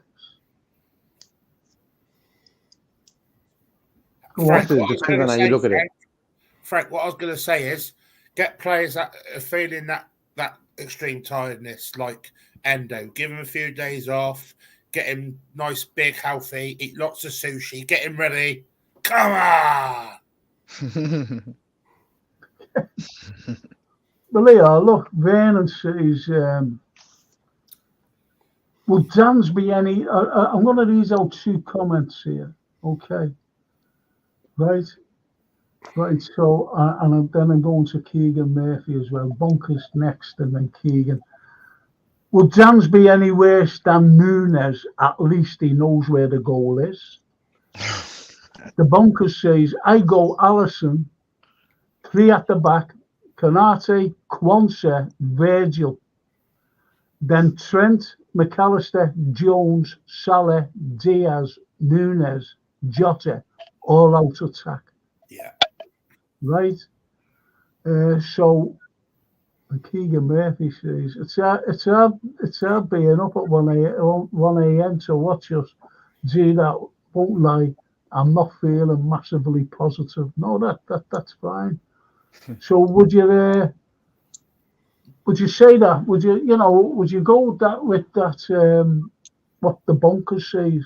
Yeah, it's a great line. I'd go Alisson, 3 at the back, Konate, Quansah, Virgil, then Trent, McAllister, Jones, Salah, Diaz, Nunes, Jota, all out attack.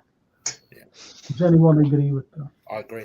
It's an option. It's definitely an option. 3 at the back. Like you don't often see it from Klopp in that like non-inverted sense, playing 3 at the back, but it could happen. That's a good point. Got to go for it. No, Got to go for it. He could have done it today. We're not He could have going done to it do. today. He could have he could have kept Darwin on and took Jones off. I was like, why is he take Jones off? Leave Jota on there, leave Darwin on there. We were losing the game, Mm-hmm. See, We're not going to see. We're not going to see a. We're not going to see. You're going to see that. You're not going to see these. I love the thoughts and everything by the chat, but as Brian put earlier in the show, you're not going to see us all of a sudden change to a 4-2-3-1 or a 3-4 whatever. It's just not happening. It's not. We're going to come out in a 4-3-3. If anything, we're going to get an inverted roll through Trent. And if anything, we're going to have to hope that they find the consistency with each other to measure up. It's difficult to come back from injury and expect to be 100%. You're just not probably going to be that case. It's different to find your form and such when you have to find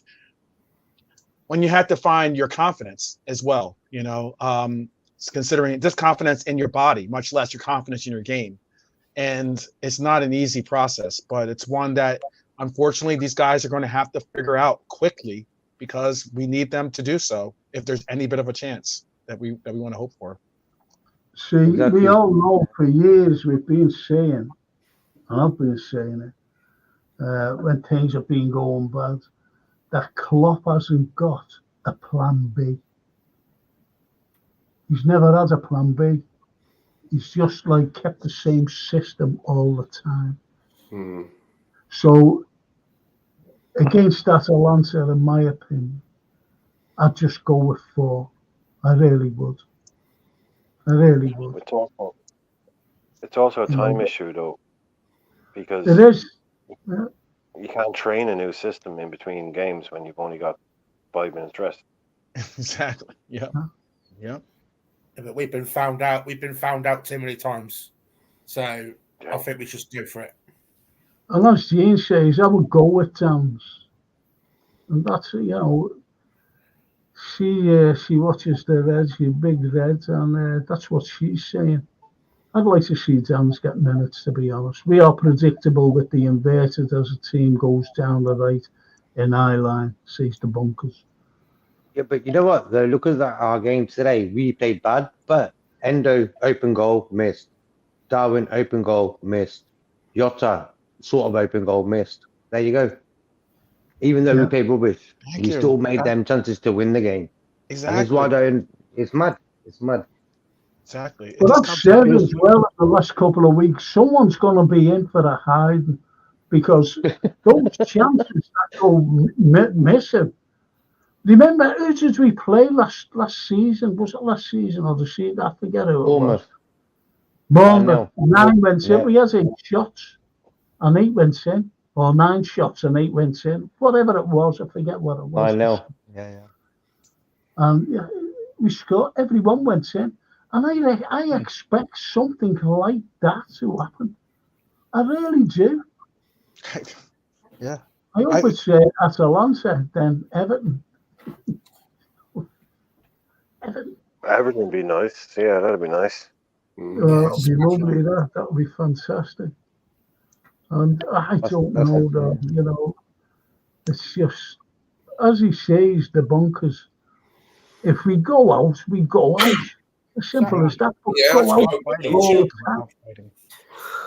Go out on all attack. And I'm going Frank, to finish it there, lads. What's Go it, on. Frank? What was you going to say?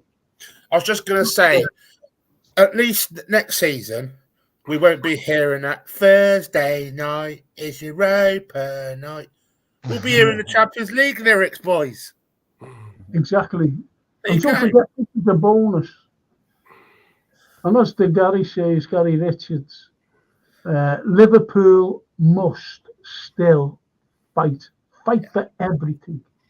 Exactly. And I think it will give them some heart, you know. I'm not being funny here. I think it will give them some heart that Arsenal got beat. Knowing our score, Yeah. knowing our score, they'll come out the worst simply because, just imagine if Arsenal got beat and we played afterwards against Crystal Palace and ended up getting beat.